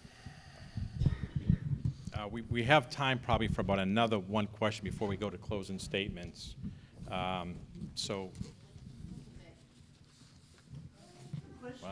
A question to Representative Fatman. Why do the Republicans continue to make a boogeyman out of the illegal immigration issue? And it angers me because at any time during the past 200 years, Irish people could have been considered illegal immigrants, Italians could have been considered immigrants, and Portuguese could have been considered illegal immigrants. And I don't know why. This is a scare tactic that people are doing it, and I don't want to know why Republicans are doing it. I don't think it's a scare tactic as much as it is an issue of public safety. Sure, you're right. I think on the extremes, there's always people who try to scare about one thing or another. It happens on both sides. You know, no one's innocent. But I think when it comes to this particular issue, Milford has seen consequences. And, you know, some people have lost their lives, and that's very unfortunate, 3 in particular. And, you know, for me, as a public safety issue, I want to make sure our police are empowered to enforce the law. That's what it comes down to. And I've already said it. You know, one of the questions that was asked, what is one of your, in the last debate, what is an initiative you'd like to see? I want to fix the Lund decision. The Supreme Judicial Court at the end of the Lund decision said, there's no statute on the books. The way we fix this is by creating a statute. Legislature, go do it. And we failed to do it. And that is about detaining dangerous people and honoring ICE detainers or FBI warrants or detainers. It's not just about ICE, it's about all federal government. And I think one of the lessons that, you know, we should learn is up in Chelsea that I already mentioned, that poor woman who by no reason but being in the wrong spot, she was also an immigrant, she had her throat slashed. And that's not fear, that's fact. And the other fact is that guy who did it in Chelsea had been arrested and was detained, but had to be let go. So I agree with you. You know, there's fear-mongering everywhere, but we have to be smart enough to see through that and reasonable enough to speak as best we can about these issues in a polite and you know, sincere way. And I think I do my best to try to do that. I agree with the idea that there's too much scaremongering going on. Milford is a diverse community. It has always been a diverse community. we like to embrace our immigrant communities and our diverse community here in Milford. I know there's several people in this room who have generations ago seen their ancestors move here looking for a better life. I know my grandpa was one of or my great-grandma was one of them. My grandpa, being son of an Italian immigrant, found it difficult in Milford at first, subject to discrimination. I don't like to see a lot of that coming back like we've seen recently. So I definitely think that we need to stop fear-mongering and start embracing our diversity. Rosemary, it looks like there's somebody in the front that hasn't asked questions yet. You'll be next. You'll have the next question. Not yet. Try again. Try again. Hi, good evening, everyone. Steve from Blackstone. Gentlemen, where do you stand on question number 2, the study of the constitutional amendment to address a Supreme Court decision like Citizens United? And please justify your answer. Okay, I'm fully in support of question 2. I think it's getting big money out of politics is one of the most important issues of our time. Unfortunately, my opponents voted against measures that would allow disclosure of donors to super PACs. He's voted against measures to disclose donors for what we'd call dark money organizations. And I'm proud to have taken a pledge to reject dark money help to my campaign, something I have upheld throughout this entire campaign. So I'm absolutely in support of question 2. But once again, it's a ballot initiative. I will go with whatever the will of the people might be. I look upon the ballot initiative favorably. I do have a problem with it, the way it's made up. You know, it's a 15-member commission, and there's 3 appointees from 5 different leaders in state government. I think if we want to amend the Constitution to reduce the influence of money, amend the Constitution and reduce the influence of money. Don't create a commission to try to study it and figure out what's right or wrong. Go make the argument. And I'd rather see that happen. So that's how I feel about it. So the young lady up front here has been raising her hand for a while. So she will have the last question. We told the candidates they would be up here for a little bit, about an hour. We're well beyond that. So they will be around a little bit afterwards, so you can ask them questions that you haven't been able to. Thank you. I appreciate that. My arm was getting really tired. This question goes to Ryan. I think one thing that's really important, I mean, the issues are of paramount importance, but also accessibility to our representatives and our senators is extremely important to me. When I first started looking at this race, one thing that really impressed me about Mr. Morale was how accessible he was. And I immediately went onto your Facebook page because I had heard that you had office hours. I looked for your office hours page, and you have upcoming office hours in May of 2017. And I was like, oh, that's going to be hard to get to. Can you ask a question? Yes, my question is that I then tried to contact your office and was unable to get in touch with a person. Do you have office hours? If so, how can your constituents find out when they are? And how can we get in touch with you? Because I have more questions than just this one, and I only get one tonight, so. So we have office hours twice a month, every month. I'm usually there. If I'm not there because my schedule doesn't allow me to be, one of my members of my staff are there, just like we do in every single event that I'm invited to attend. I mentioned that I went to 841 events since I've been the state senator in the last 2 years. I was also invited to nearly 2,000. I can't be everywhere all the time. I'm not omnipresent, but the way you can get in touch with me is 617-722-1420. You can go to fatman.com, or you can message me on Facebook. I have a pretty decent response rate on all of those things. Maybe not with RJ, but RJ put out a thing that said, you know, stop Ryan Fatman's hate on Facebook, and RJ, that's why I don't respond to you. So, you know, being okay, let him answer the. Hold on. Being very accessible has been a principle of me. And also, I went to 17,025 homes in 2014. I've been to nearly 8,000 in this election. In 2012, I went to 12,000 houses. And in 2010, I went to 11,000 houses. That's about 50,000 houses that I've knocked on individually. I have the prosthetic thing in my foot to prove it, too. So I've been very accessible. People know who I am, and I'm going to continue to operate that way. I think accessibility is one of the most important things of a state representative or a state senator. I, too, have knocked on a lot of doors. We've seen 20,000 in this past election cycle. I've put my phone number out to everyone, my personal cell phone, 508-498-6533. Whether you agree with me or not, I'd love to hear from you. So I think accessibility is very important. Once I'm elected, I plan to continue knocking on doors, even when there's not an election, just to ask how I'm doing.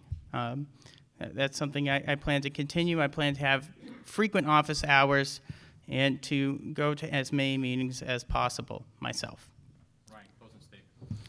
Well, thank you very much. I appreciate everyone's attendance. I appreciate your enthusiasm, whether it was for me or against me. And I appreciate the fact that we are celebrating here tonight democracy. I think it's important to point out that me and Tom were opponents. We're not enemies. I recently listened to a wonderful presentation that talked about American exceptionalism. And it said, what is it that makes America exceptional? And it went on to say there's been many nations in our history that have been exceptional, great, whatever. But the thing that has made America stand out is that Americans are good, that we're good people. And we celebrate that here tonight. We celebrate asking questions, as difficult as they may be. We celebrate democracy because we take our differences to a podium, not to a gun, not to war. And these are incredibly important principles of which I am so proud to be an American. I have talked about my record tonight. I believe in a government of the people, by the people, for the people, never above the people. That is why when I first got elected, I said I'd never take per diems. You know, people getting paid to drive to work, I think, wasn't right. I kept my word on that. I didn't take per diems. And in fact, today, I believe because of the work I did filing legislation on that and making it a tenet of my campaigns, per diems no longer exist. I've passed 4 major pieces of legislation this session to try to help people, whether it be to create criminal records, update our antiquated laws with regulations in the economy. I passed a law that said that veterans get Veterans Day and Memorial Day off to honor our veterans. These, I think, are important things that I'd like to continue to work on. I say, if you could remember Fat Man in November, I'd greatly appreciate that. And thank you for being here tonight.